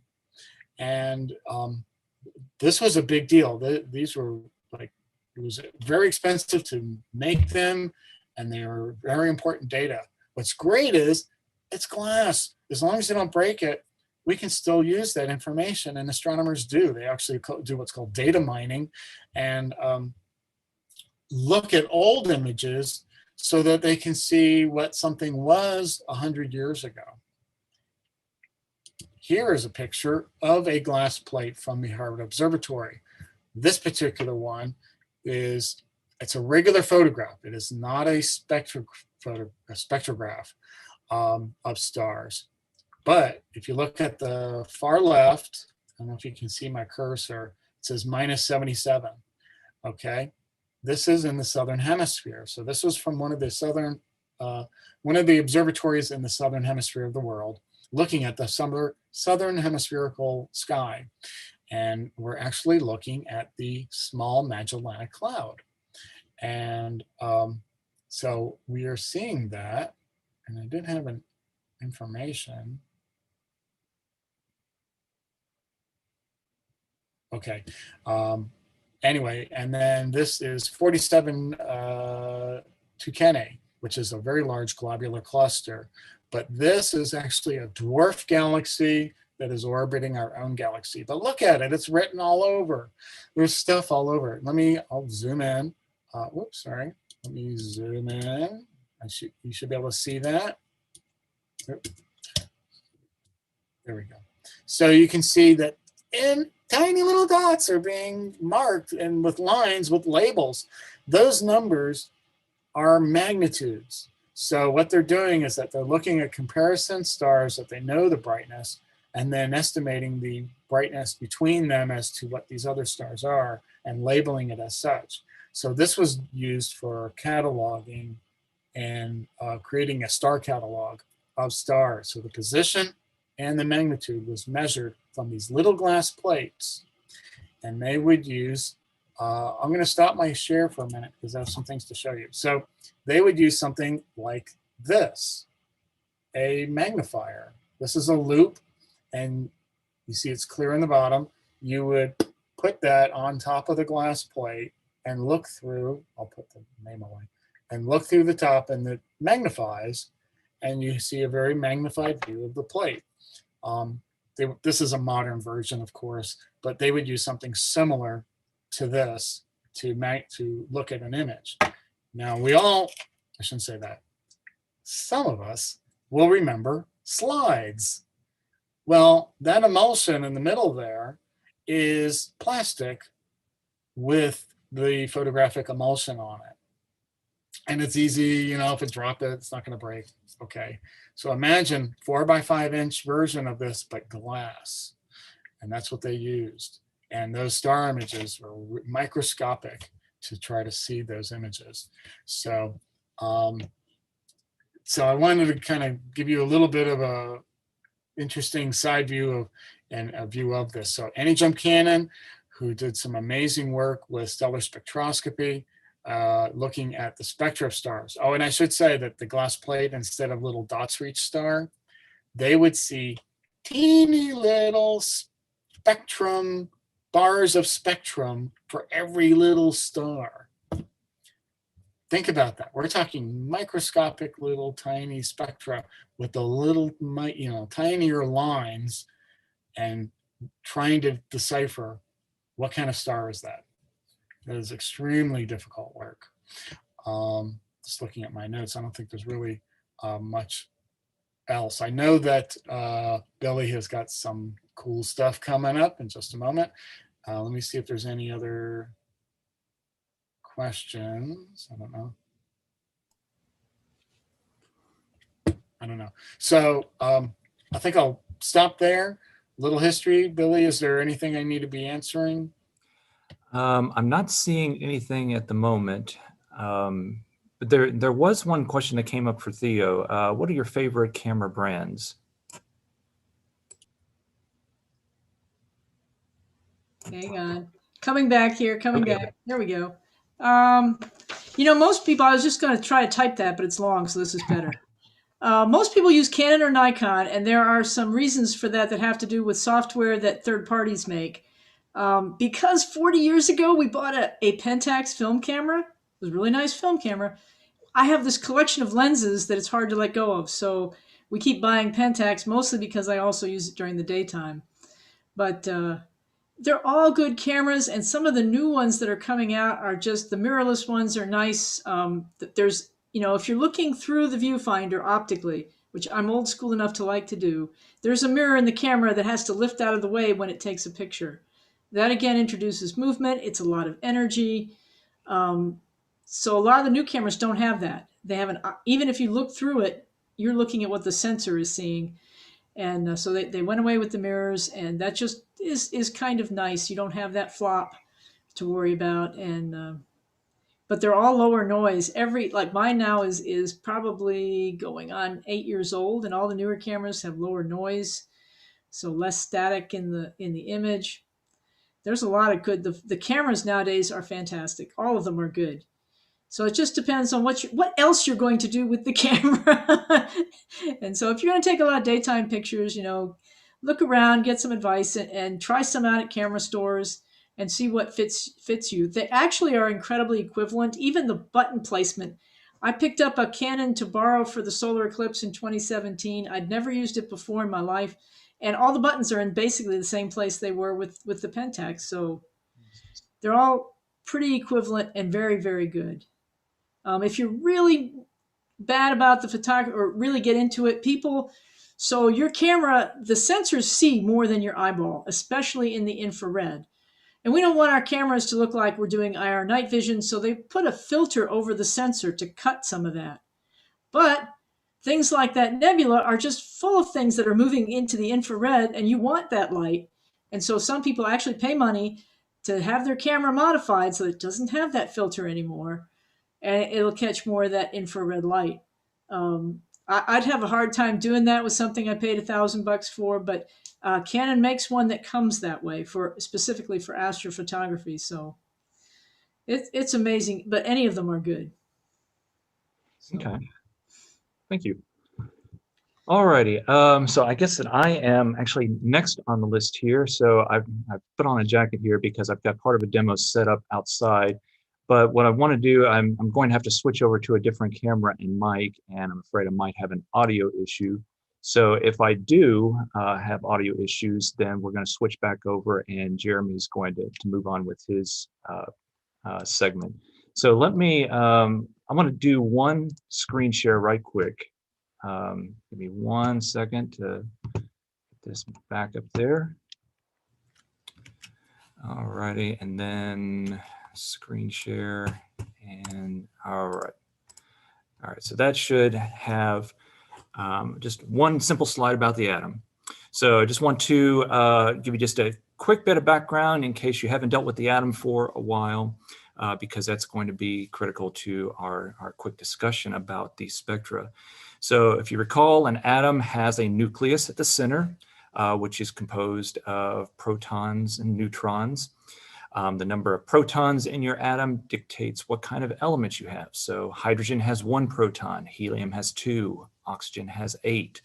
So the protons really kind of give you the type of atom. Then you have your neutrons in there as well. We won't go into those tonight. But the other thing that we need to keep in mind is the electron, which we have in this diagram is kind of orbiting around the atom.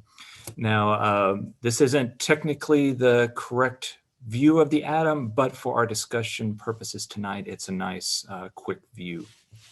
And we can use it as a good analogy to get a point across. So just keep in mind that the electrons, they are orbiting around the atoms there.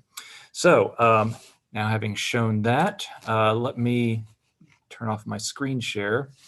And now I'm going to switch over to a different camera. Give me 1 second here to do that. Switch to my. All right, let me. Oh, hold on. 1 second, folks.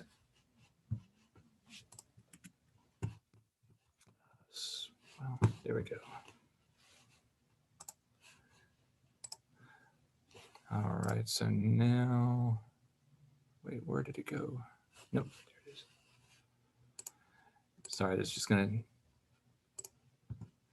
take 1 second. All right, so we should see an up-close view of one of our curtains there. And then let me switch over my audio. Hopefully this will work correctly.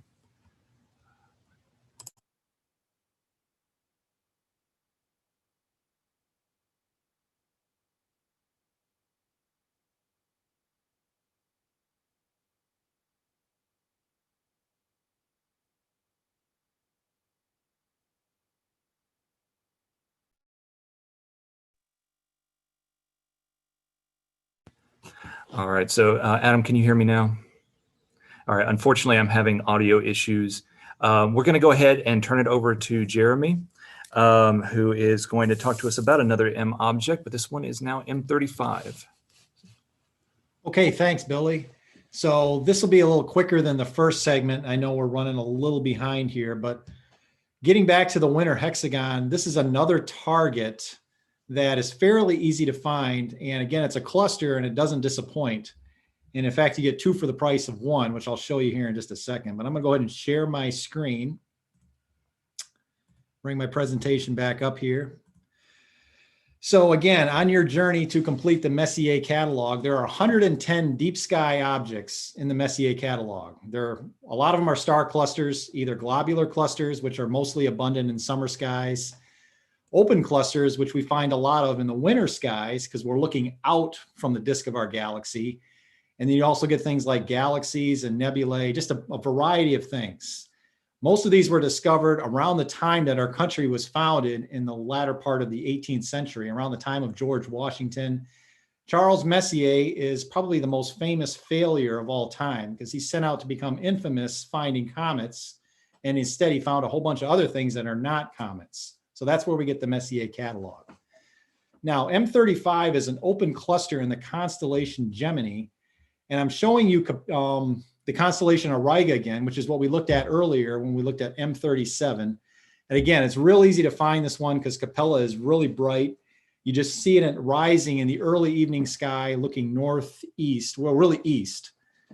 And a little later in the evening, you'll see the twins, which is Gemini. So to get from M37 to M35, you're just going to go down. And literally, this is a cluster that's on the tip of the foot of one of the twins in the constellation Gemini. And in fact, we'll just zoom in here. Now, Pollux and Castor kind of form the heads of the twins. These stars are very bright. Again, they form part of the winter hexagon. And if you look off of Betelgeuse, you know, like the famous constellation Orion, and just go to the upper left, again, toward the northeast, you'll see Pollux and Castor. The way I think of it, Pollux is on the side of Procyon, Castor is on the side of Capella. And then they form the heads of the twins, Gemini. If you go off of the Castor twin, you will find M35 off of the foot of that twin. And it's actually naked eye visible if you're in truly dark skies. But usually you need a telescope to find it. So now again, this is an open cluster. It's about 3,800 light years away. It's 175 million years old. Now that may sound very old on human scales, but it's actually a relatively young cluster. Open clusters are pretty young. They're bright, mostly O and B type stars, which means they burn through their nuclear fuel pretty quickly, getting back to the spectral classification. So the more massive a star is, the quicker it burns through its fuel and burns out. So in open clusters, again, it's about 1,600 solar masses. Most of the stars in this particular cluster, M35, are a B-type, B3 type spectral classification. So they're blue, they're bright, and they're massive stars. But you do get some yellow and orange giants that are older and more evolved. So in a cluster, they all tend to form around the same time, but they don't all have the same mass. The more massive stars are going to burn out quicker, and the ones that have less mass are going to remain on what's called the main sequence a little bit longer and take longer to burn through. So a star like our sun will take 10 billion years to move off of main sequence before it gets into the latter stages. But more massive stars, they go through that process a lot quicker. I'll spare you the details, but anyway, you get a mix of some some B-type stars and then some older, more evolved type stars in this cluster. Now, in the lower right on this image is NGC 2158. And that's why I say you get two for the price of one. You not only get the open cluster M35, but if you look closely, you can actually see this other open cluster. It's not a Messier object, it's an NGC, which stands for New General Catalog. And this one is also an open cluster, but it's a nice, tight, almost globular-like object. And this is a great target for lower magnification eyepieces. So if you have a 20 millimeter, your low power, this would be a great target for that because you can get both of them in there and it looks really cool under dark skies. Now, NGC 2158 is about 10 times older than M35. M35 is 175 million years old. NGC 2158 is about 2 billion years old. And it's also about 4 times further away. It's about 9,000 light years away. So kind of interesting. They're in the same field of view, but very different clusters, not in any way related to each other gravitationally. So here's what it looks like. And again, I'm looking at it through a 10-inch Dobsonian night vision eyepiece recorded to an iPhone. And you can see this is M35. And again, this is a nice target once you get it into the field of view of the eyepiece. Now, if I adjust my telescope and I move it just a little bit, I can actually see NGC 2158.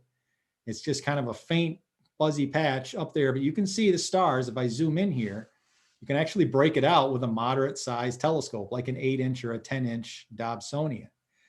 So again, a great low power target. If you have a 21 millimeter or 31 millimeter eyepiece, you can get both of them in there. And again, I'm just moving the telescope by hand, which is why this image is moving around, but that's 2158. That's the second target. And you get under dark skies, especially in the winter evening, when the skies tend to be colder, crisper, and typically better seeing conditions. This is a very nice target, M35 and NGC 2158. So again, we're the Memphis Astronomical Society. If you're interested in learning more about us, these are our details. And if you want to be on our email list, go to joinmas.com. just a little shameless marketing plug there. So thanks again. And with that, I'm going to stop my share and see if there are any other questions or comments. Jeremy, would you be able to remind us between the difference between a globular cluster and an open cluster? Yeah, globulars are really old. These are a spherical configuration of stars. They tend to be in the halo of our galaxy above the disk. And they're very old. They can be as old as 10 or 12 billion years old as the galaxy itself. And these stars have all moved off of main sequence. These are red giant stars. I guess R.R. Lyrae, a lot of them contain R.R. Lyrae type stars. So they're older, more evolved. They're the senior citizens of our galaxy, and they're in the halo. The open clusters are younger, maybe a few 100 million years old, mostly blue, O and B type stars, more massive, and they're not as organized as a globular. They're more loosely configured. So they're younger and more massive and earlier in their evolutionary stage. Okay. I'm not seeing any other particular questions. So with that, thank you very much, Jeremy. Theo, would you mind go ahead and wrapping up our program, and then, well, I shouldn't say wrapping up our program, but going ahead and taking the next spot, and then we'll finish up with just a little bit of spectroscopy. Yeah, we can do that. Okay, thank you. All right. So in response to, I meant to put in these slides, and so now I have a few slides here to kind of better illustrate some of what we were talking about earlier. So here is a daytime picture of a turtle. And there's what the histogram on that looks like. You know, all the way across the spectrum from light to dark, you have a lot of different levels, but there's a lot there in every different piece. So when I was stacking the slides, this isn't, I don't think this isn't actually, well, it might be too. But anyway, this is what the raw output from the stacking program kind of looked like. And so you see the histogram down there. This is Deep Sky Stacker. So I wanted to put this slide in so that people could get the name as well. But look at how all that information is just scrunched up in that little tiny spike. And everything else is flat. And so that's what you need to widen out to get the information out of that. There's still a lot of stars and stuff, but the faint things, the nebulosity that's hidden within that, you have to work a little bit to tease out. And the other program that I mentioned is called Sequator, and that is a wonderful program when you want to have a landscape. And, you know, in landscape astrophotography, what's in the foreground is every bit as important as the stars. And sometimes you look for cool things, like you got a really nice moon, but maybe you want just the moon in the sky. Everybody's seen that. But maybe it's coming up behind the Batman building downtown. So it's a lot of fun sometimes to have both the stars, what you're interested in, and have the landscape also looking good. So Sequator is an excellent program that will take a reference image, whichever one you give it, and freeze that so that it's not blurred while you can stack the stars. All right. So the other thing I was going to talk about tonight was some citizen science. There are easy ways that everybody can do science, and this is one of the fun ones with astronomy. This is called Globe at Night. And it's a way to, first of all, it makes you get out and observe the night sky. But the goal is to see what your sky, where you live, looks like and how it rates for light pollution. So they get thousands of observations a year. So it's kind of fun to see what everybody's gone out to do. So there's a list of where they've had observations from the past year. And right now, the target that you get to look at is our friend Orion. So we've seen him a couple of times tonight. And what they do is they don't expect you to actually learn the names of the stars or to count stars.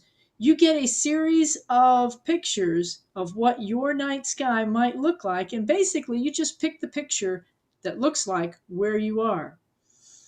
And so I would say that this chart here is probably 90% of what we would get here, the magnitude 3 chart. If you're actually in a darker place, you might use the extra charts at the bottom, but we don't ever see that. So this is a fun way to do something that does contribute meaningfully to what we're looking at as far as light pollution. And of course, the app that you use to input the data, and it comes for your phone as well. That looks something like this. So they've got all the different pictures down here. So they have a place for you to put in the date, the time. Of course, if you let it, it will tell you where you were. You can write in what the sky conditions were for that night. And if you have a sky quality meter, which is a specialized instrument for measuring the darkness of the night sky, you can also put that in. So this is a really fun and simple way to do some citizen science. And I think maybe every month, but usually they want you, of course, to go out and observe when there's not a huge amount of moon in the sky. So right now would be great. And they choose a different big and easy to find constellation with each month.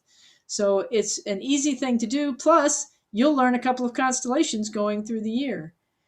So, and you'll learn something about your own night sky. A surprising number of people come up to us back when we had live star parties and go, "Oh, but it's dark out at my house." Okay. This is a scale of darkness. It's called the Bortle scale. And here's inner city. That's standing on Broadway, okay? And then you move out from there. And I have been once or twice, maybe at a 2, maybe I was once at a 1. The difference is just unbelievable. We see some stars here, but honestly, when you get out under a good sky, it blows you away. It just does. So if you don't go outside and you're not blown away, it's not dark. And another way to visualize what Tennessee looks like and why we're interested in mapping this is Middle Tennessee mapped for light pollution. And there's a scale there on the side. Black would be a completely natural, nobody ever put up a light here sky, and then it goes all the way to white. It's hard to overestimate how much the city spread just keeps on spreading that light to where it's just interconnected. And we have very few really good night sky places. That's the other question I get asked is, where should I go to see a really good sky? And the answer is, so up here in this little corner, that's where one of our international dark sky parks is, Pickett State Park. It's a wonderful place, and the sky is really nice. They have no overhead lights in the park. There are state forests around them. Some of this is Big South Fork. So it's a really nice place, and hopefully we can preserve the lights and maybe even improve it a little bit in that area. There's also an alternate dark sky site that's along the Ocoee River. It's just a little bit harder to get to because, well, it's along the Ocoee River. There's not really a camping place right there to look at it. Land Between the Lakes over here is not too bad. I haven't been there for a little while. They need to improve their lighting. Some years ago, I did a talk for a group in Little Rock, and I actually started this slide with the states that were meeting there. So Nebraska, Kansas, Missouri, and Arkansas. And you can see how Kansas and Nebraska have some outstanding dark sky places. And then I lit up Tennessee, and honestly, they laughed. You would think, well, but the Smokies, look at where the Smokies are, and think about Pigeon Forge, Gatlinburg. They look like the Vegas Strip. So we want to encourage people, hopefully if you go out and you measure your own sky brightness, that's going to start you thinking about how you might improve it. These are hideous lights. They should never be put up. Architectural people love them because they look good in the daytime, okay? They are lousy lights. Look at all the stuff at the bottom of the light. Where is the light from that pole going to go? A lot of it can't go down where you want it because it's blocked. It goes sideways and it goes up. They're glare bombs at night. They're really lousy lights. They just look pretty, like I said, during the daytime. What does good lighting look like? Here is a tennis court. I want you to look at how much light is on the tennis court. It's nicely lit. Look at how little uplighting there is from the side lights. It can be done. And you know what? If you put the light where you need it and not everywhere, you save money. So there's no reason to light up the night sky. It doesn't get us anything except wasted money and a loss of the night sky, which is arguably an actual loss. Kids today are growing up, they have no idea. I could still see the Milky Way from my suburban home 50 years ago. Today, that same house, you can't do that. So, another great resource is the International Dark Sky Site. It's a group of people who are working not just to raise awareness, although that's a huge part of it, but to actually start to put in place the kind of controls we need, ordinances for cities so that they have some guidance about what kind of lights to put up, and celebrating the places that are dark, in part so that we can keep them dark. So it's a nice group of people, and they have lots of cool resources, slides, movies, things you can look at, lists of places where you can get good lighting. So it's just a fun thing, and I would encourage everybody to go out, see what your sky is like. You know, we have people from all over tuning in here, so maybe you have a really good sky. Yay, keep it that way. You know, make sure your outdoor lighting points down and not up. So that's just a fun way that you can, one, help to gauge how much the problem is, and two, raise your own awareness of, hey, what's going on here? How can I make this better? Because we all want to see all this cool stuff that's up in the night sky. All right, so with that, I'm going to turn it back over to, let me unshare here. Boy, can't do a mouse tonight. There we go. Back All right. over. There we go. Thank you, Theo. Yeah, and then another thing to consider is that when we're lighting up the dark out there, we've got critters out there that rely on the dark to hunt and survive and just live their lives. So things that make our sky look better also help them as well. So, all righty. So we are getting near 9 o'clock. So I'm going to do a very quick and dirty version of the last segment. Unfortunately, I'm not going to be able to do the part that required the propane tank and hopefully not the use of the fire extinguisher. That required me to do that outside. And so since I'm having technical issues, I'm not going to be able to do that, but I will do another segment that will talk more about how or why the atoms are creating the spectra that we see in stars. So I'm just going to flip back over to my, just going to do a quick screen share just to remind everybody of that one slide. All right, so just as a reminder, we're going to be talking about the protons, or well, not the protons, but we're going to be talking about the electrons that are in orbit around the nucleus of our atoms. And again, our nuclei have the protons in them. So to do this, we're going to do a quick demonstration. Let me stop my screen share, and I'm going to change over to a different camera. Hopefully this will work. All right, let me turn off my virtual background. And all right, so you should be seeing what looks like a really psychedelic view right now.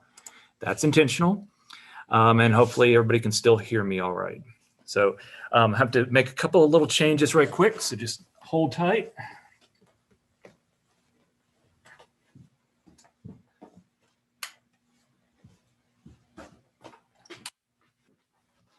All righty, so now it should look a little bit different. Adam, Theo, Jeremy, can you all still hear me all right? All right, great. So in front of me, I have what are known as two spectral tubes or two discharge tubes, however you want to say it. These are going to be for our demonstration. So I'm going to turn off this last remaining light, but individually, I'm going to turn on each one of these, and then I'll tell you what you're actually seeing.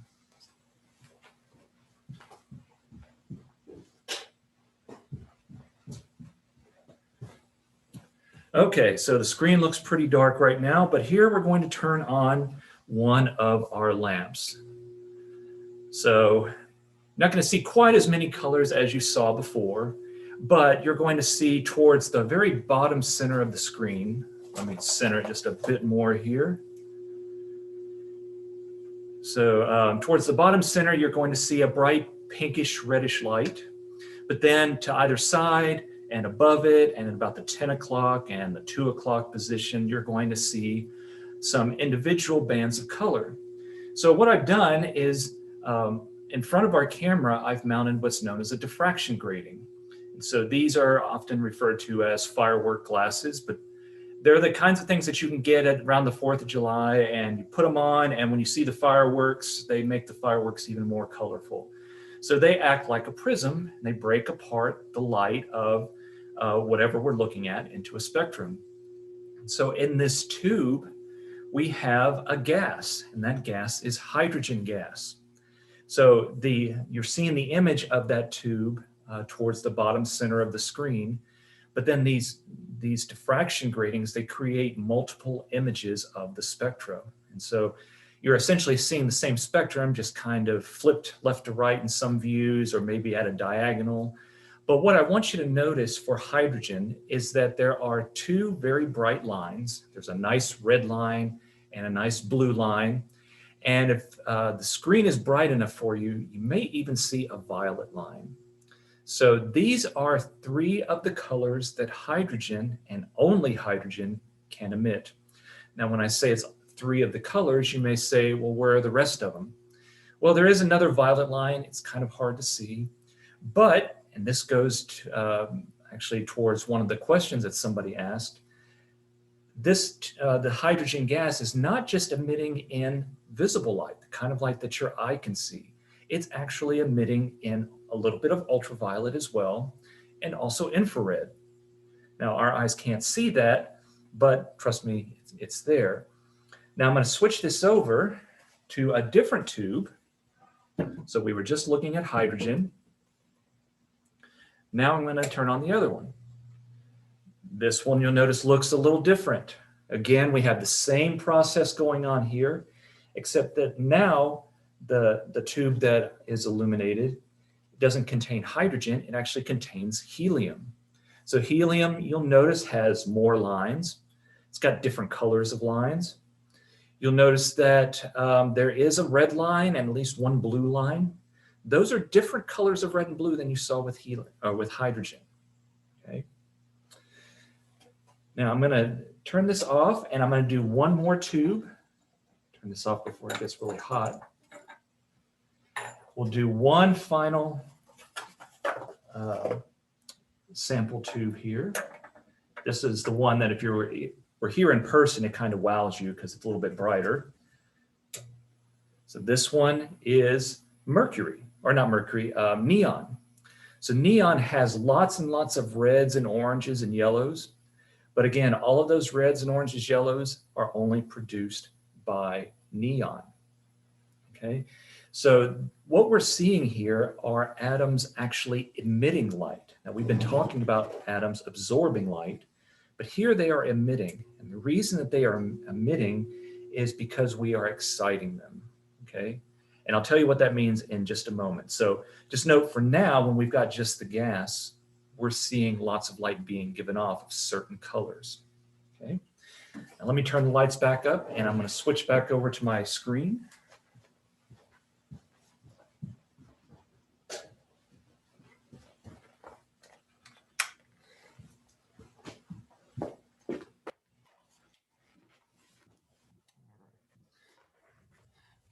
Sorry, it's a little bit more work here when we don't have stagehands to help with a bunch of stuff. So let me switch back over to my regular camera and put my my magic green screen back up there. And, well, where'd it go? Yeah, there it is. Okay. So I'm going to do a quick share. I'm just going to show you a couple of other images right quick. Now let me do my screen share. This take just a couple of minutes here, and then we will wrap it up for this evening. All right, so now you should have my screen again. So I'm going to go to our next slide here. So we saw what was known as the emission spectrum of hydrogen. So we saw this nice red line and that nice violet line or blue line. You may have seen one of the violet lines. So that's what light hydrogen will give off in visible light, the kind of light that your eyes can see. This one may look a little familiar as well. That's helium. Here's another one. We didn't get a chance to look at this one. And actually, I don't have this one. This is near and dear to us, oxygen. This one here is also very near and dear to us. It's the element that is responsible for making your blood red, which is iron. And then finally, this spectrum you can see is getting really complicated. Lots of these emission lines. That one is an element known as thorium. So let's talk a little bit about why this happens. Let's just talk about hydrogen, the simplest atom. So in our diagram here, we have our one proton right at the very center. That's that little blue ball. And then shown in here are 4 different circles labeled 1, 2, 3, and 4. Those represent what we call the energy levels of the atom. These are kind of like the orbits that the electron of the atom can be in. An electron, for example, in hydrogen has to be in one of these orbits. And I'm only showing 4. There are actually many more. But the key here is that the electron always has to be in one of these orbits. Now, electrons, we can describe them a couple of ways. I like to kind of think of them as being lazy because they like to be in the lowest energy orbit possible, and that's number 1. Now, we can make them go up into other orbits, like 2, 3, or 4, but electrons are also very picky. So to go from this low energy level to a high energy level, like 2, 3, or 4, we have to give that electron energy. And the electron is picky. It doesn't want some energy. It wants the exact amount of energy that it needs to get into this level, or maybe to this level, or to this level. So to do that, we could, for example, like we just did, put this gas in a very strong electric field. We had about 10,000 volts going through the gas. So that caused the electrons to jump up. That gave them some energy. Or like in nature, and especially when we're dealing with astronomy, if we zap the hydrogen with just the right color of light, it will cause those electrons to absorb that light and go up into a higher energy level. So color actually corresponds to energy. Blue light has more energy than red light. Green light has more energy than red light, but less energy than blue light. So if we have, let's say, all of the colors of the rainbow coming through our hydrogen gas, the electron will pull out or be able to absorb the correct color of red or the correct color of blue in order to get it to go up to one of those other levels. And so when it gets up to one of those levels, remember the electrons, they want to be lazy and give away all their energy to get back down to that number 1 state. When they give off that energy, which is required to go from one of the high levels down to a lower level, then that means they give off energy in the form of light. And that light has that certain color. So what we were seeing, for example, in here in our solar spectrum, remember all the layers below the photosphere of the sun, those hotter layers, all the colors of the rainbow were coming up through there. But then we had our atoms in the atmosphere of the sun that were absorbing those certain colors of light that allowed their electrons to go from one level up to a higher level, because those certain colors, all the colors that we see missing here, had just the right energy to do so. Okay, so if we were to look at a big cloud of gas in space, you would think that we would see an absorption spectrum, but for these hot clouds of gas, they actually emit light. And so we would see individual colors of light coming from those clouds. So just to give you just a kind of a visual of what we were talking about. So on the left here come all of our different colors of light from the lower layers of the sun, and they're coming up through the atmosphere of the sun, which is this cloud of gas. And once that happens, certain colors get absorbed out. Other colors, they don't have the right energies to be absorbed by the electrons, and so they just pass on through. And then when we look at the spectrum, we see all of those colors that just passed on through, but then we're missing those colors that got absorbed out. And so again, by looking at what colors get absorbed, and then, for example, seeing what colors are emitted by, say, elements in one of those tubes that we just had, if we can match up one of the colors that's missing to one of the colors that we saw emitted in one of those tubes, we can say, hey, whatever was in this tube is the same thing that's absorbing the light in the sun. And so then we look at our tube and we say, oh, that's hydrogen, or that's helium, or whatever. And so again, this is just a very quick, just a very quick talk about spectroscopy. There's so much more that we can do with spectroscopy. In fact, just going back to one of the other questions that came up, does the movement of a star affect the spectrum at all? And that's a really good question. So, one thing I want you to see on this slide, see my red light waves here? So they're the same height as the rest of the waves, but look how spread apart they are compared to, say, blue or violet. So if I take a light wave, let's say it's yellow, and I stretch that light wave some, doesn't have to be much, that will change the energy and the color. So if I take a light wave and I squeeze it, it'll make the light, let's say if it was green, it'll make it maybe a little bluer, okay? And the more I squeeze it or the more I stretch it, the greater the change in color. So the reason I say that is if we were to look at, let me go back here, if we were to look at the spectrum of a star, and let's say that star is moving towards us, because it's moving towards us and the light is emitting from it coming towards us, the light will get squished just a little bit because of that star's movement towards us. That means that all of these lines will shift just a tiny, tiny amount. Now, the faster the star is moving towards us, the more the shift. But even very rapidly moving stars, you wouldn't see, for example, this line here all the way over here. It might shift over just a little bit. But by measuring how much that line is shifted from where it should be, we can tell how fast an object is moving towards us or away from us. And likewise, if the star happened to be moving away from us, then the light would be stretched and the bands would go more towards the red side.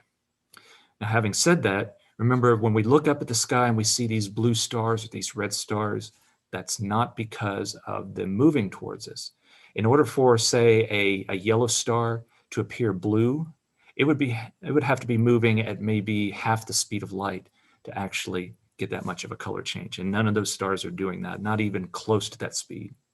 So the color of a star is determined by the temperature, but by carefully studying the spectrum of stars or galaxies or other objects, whatever has these spectra, we can determine things like how fast they're moving towards or away from us. And there's a few other things that we could talk about as well, but we just don't have time for tonight. So let me stop my screen share. And let's see, let me go back and see if we've got any other questions. I don't think that we do, but there were a couple left over from earlier. So how long, so when light is generated in the center of the sun, how long does it take for it to get to the surface of the sun? So you would think, well, the sun is about 860,000 miles wide, and light can travel at 186,000 miles per second. So you would think that it would take, maybe a couple seconds for light to get from the core of the sun up to the surface. But in reality, because the density of the gas is so high, the farther down towards the core you get, light has a really hard time getting out, because if a little light ray, what we call a photon, tries to move up towards the surface of the sun, it's more than likely going to get absorbed and then re-emitted in a random direction. And so if you actually watch a photon from the core going up to the surface of the sun, it doesn't go just straight up. It ends up going on what we call a random walk, where it keeps getting absorbed and re-emitted in random directions. And so it may end up doing a path like this all through the star, may end up actually going back down towards the core. But on average, it takes about 100,000 years for a photon to get from the core out of our sun. Some are lucky, some make it a much quicker time because they just happen to be very lucky and miss a lot of the atoms. Some are even less lucky and may take them 1,000,000 years to get out. So the light, on average, the light that we're seeing, let's say tomorrow from the sun, left or was generated in the core of our sun over 100,000 years ago. So it's really kind of mind-boggling to think about. And for bigger stars, it can take even longer. And then finally, I think the last question pertaining to me was, do stars produce absorption spectra other than, say, invisible light? And yes, so just like we mentioned before, hydrogen, helium, all these elements, they are also emitting in, for example, infrared and some in ultraviolet. So stars can also, their spectra also extend, their absorption spectra also extend into the infrared and into the ultraviolet as well. Of course, we're not going to be able to see that with our eyes, but if you have an infrared spectrometer or an ultraviolet spectrometer and conditions are right, then you'll see some of these absorptions in these types of light that we can't see with our eyes. So I think with that, I don't see any additional questions. Were there any other questions that anybody else saw pop up that maybe we missed?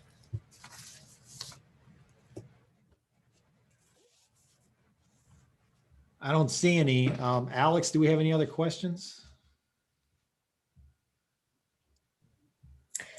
Not that I know of, but if anybody has any final questions, we'd be glad to take them.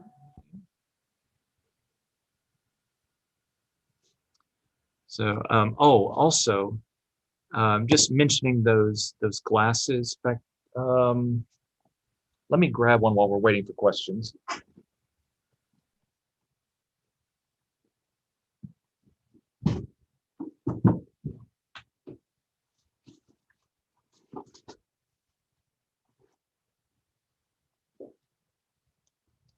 Okay, so before when I was talking about the diffraction grading glasses, these are the kinds, well, can't hold it in front of me, it disappears. These are the kinds of glasses that I'm talking about. They have a little plastic lens at the front, and they're really cheap. You just put them on and you see these really wild colors. So this is what I had put in front of the camera to give us those spectra. If you have these, do not put them on and try to look at the sun. First of all, you will damage your eyes. There's no doubt about that. Second, even if you could dim down the sun to where you're not going to blind yourself or hurt yourself, it would be incredibly difficult to actually see any of those spectral lines. So it's not an easy thing to do to get these spectra. So first and foremost, never look at the sun with these, okay? Don't try to put them on a telescope or anything like that. Don't mess around with the sun because you can really, really do some damage in a very, very short amount of time. So. Street lights are fun though. Yes, that's a good point. In fact, when we had the old sodium lamps, those orange street lights, which now a lot of them are LED, but when we had the old sodium lights, you could go out with these glasses and you would see that it was two images of that street light almost perfectly on top of one another because you were looking at those two sodium lines that you see right in the middle of the yellow there. So yeah, that was a lot of fun. But LEDs, they put out interesting spectra as well. Fluorescent light bulbs also do well. Yeah, fluorescence. It's kind of fun to look at the compact fluorescent, like the little, swirly bulbs, because they look really neat anyway. And then when you see them in like red, green, blue, violet, all next to one another, it's pretty cool. So, but yeah, you can learn a little bit about what is generating the light. And you can even go online and find the emission spectra of different elements, and you might be able to figure out what is producing that certain type of light. So the original neon signs, they were neon signs because they had neon in them. But as you saw, neon puts out a lot of red. So a lot of these other signs had argon in them, and they also had coatings on the inside of the tubes that would absorb, especially ultraviolet light that mercury put out, and would re-emit that invisible light. And depending on the coating, it would give different colors as well. So, which is what's going on in the fluorescent tube there. Here's a question. Are there stars that only emit infrared or ultraviolet light? Does anybody want to take it?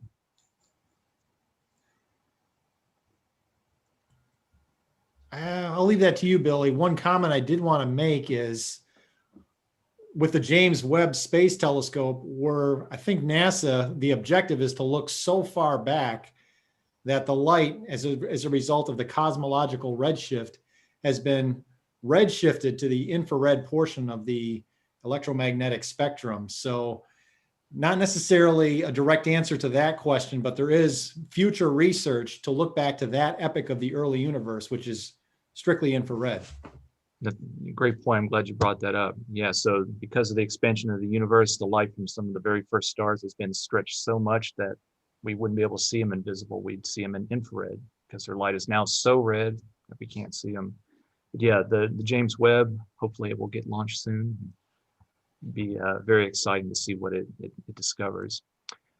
So there aren't going to be stars that emit only, for example, ultraviolet light. So the very, very hot stars are going to emit mostly in ultraviolet, but they are going to emit some in visible light. It's just not nearly as much as what they do in ultraviolet light. So it won't be that they're going to be so hot that you wouldn't be able to see them, but if you stood next to them, you get this horrendous sunburn. Infrared, some of the, actually this goes back to another question that I forgot to write down. Let's see here.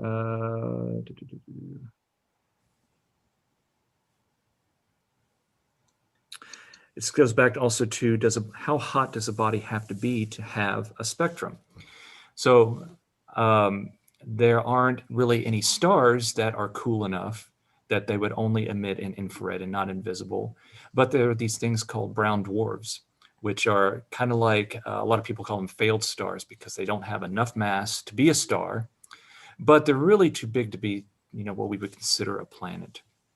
So I think the limit is like they have to be at least 13 times as massive as Jupiter, but no more than 80 times the mass of Jupiter, because then that would be starting to get into the stars. But those guys, they are warm, but they're not warm enough in the interior to generate enough, they're not warm enough to be able to generate a visible light, really. They have more of just an infrared spectrum. We have an infrared spectrum. So those night vision, or not night vision, but thermal cameras, you turn out all the lights, pitch dark in a room, and you turn on that camera, and people or anything that's, got some sort of a temperature will glow like a candle. So we are at the right temperature where we are actually emitting an infrared light. We don't really have a spectrum because we're a solid object, but nevertheless, we do have some sort of, I guess you could call it somewhat of like a spectrum, but it wouldn't be like an absorption spectrum. But the point is that even though we're essentially, like my skin right now, because it's cool in here, is about room temperature, would still be glowing in infrared light. And then I think the final question was, are there radio wave spectra? So yes, a very prominent one is something called the 21 centimeter line. So that is a type of light that is very long wavelength. The individual waves are 21 centimeters, so about like that. Whereas the light that you're seeing is so small that you couldn't even see it with a microscope if you could actually see the waves. But the 21 centimeter line is emitted by hydrogen gas. It's very, very cold hydrogen gas. But that is in the radio, and that is really good because dust and stuff that's out in our universe, in our galaxy, tends to block visible light. That's why the Milky Way looks so splotchy, especially along the bright band, because there's a lot of dust blocking the light from the stars. But radio waves really aren't bothered too much at all by the dust, and they just go right through it, right to our radio telescopes. So we can actually map the structure of the Milky Way by observing this radio emission from those hydrogen atoms. And the really interesting thing is these atoms aren't emitting all the time. If you look at one hydrogen atom, on average, it would take it about 1 million years to emit one of those photons. But because there are so many hydrogen atoms out there, at any one time, lots of them are emitting. So I'd encourage you to look up the 21 centimeter line. because it's been a great help for astronomy, especially understanding the galaxy.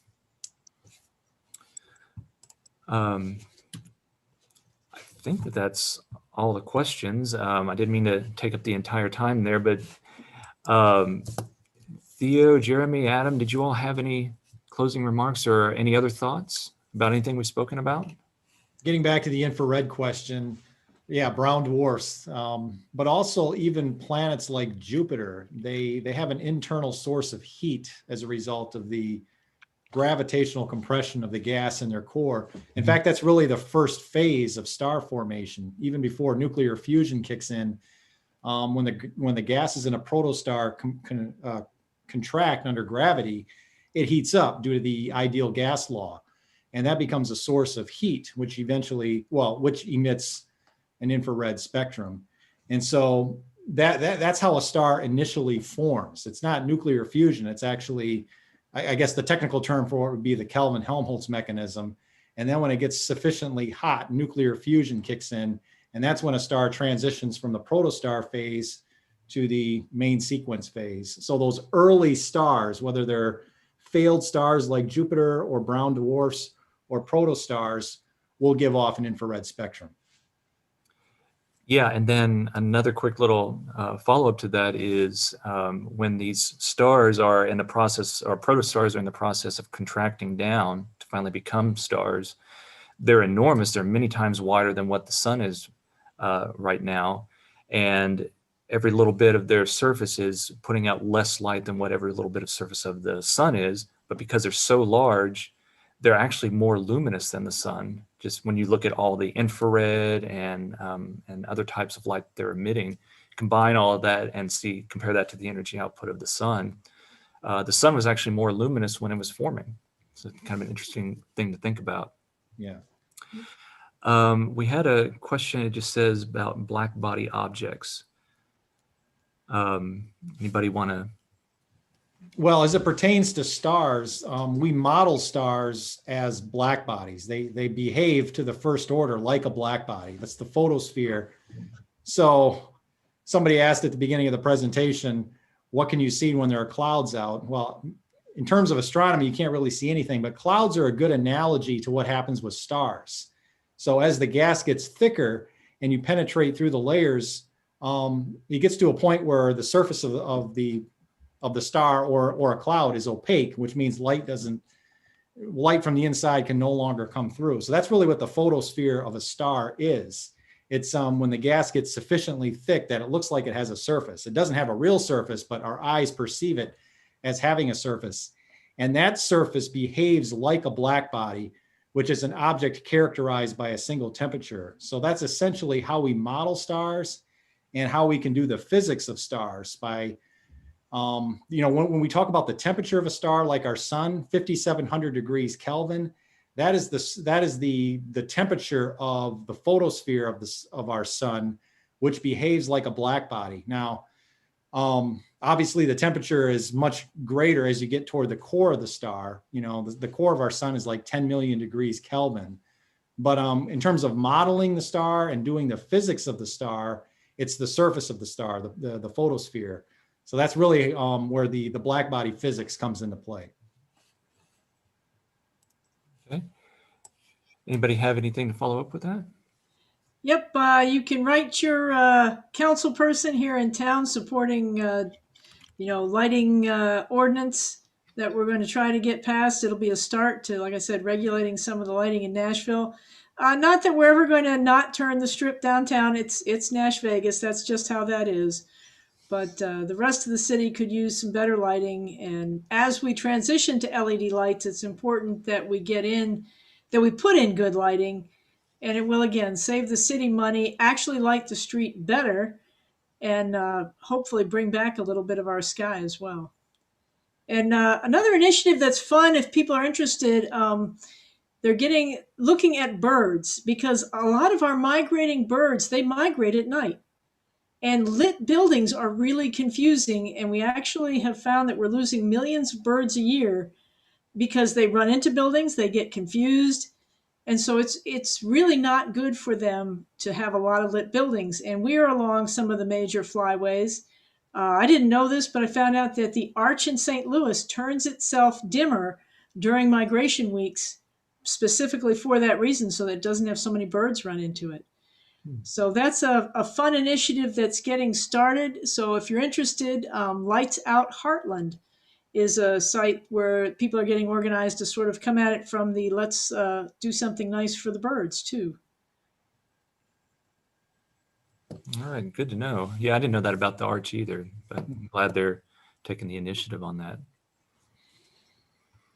All righty, well, I think that may be it. We haven't had any other questions come up that I've seen. So, well, I want to thank everybody that joined us this evening, and also thank our presenters, Adam Thans with the Bays Mountain Park and Planetarium, Jeremy Veldman with the Memphis Astronomical Society, and then Theo Wellington with the local Barnard Seaford Astronomical Society here in Nashville. And also thanks to Alex and Helen, my colleagues here at Dyer, and also Brian Smokler for helping get us out to the world. So hope everyone has a great rest of the weekend, and we'll be doing another event in February, this time with the Warner Park. So we'll have details on our website about that, and hope you can join us for that. So thanks again for joining us, and hope you all have a great night. Yeah.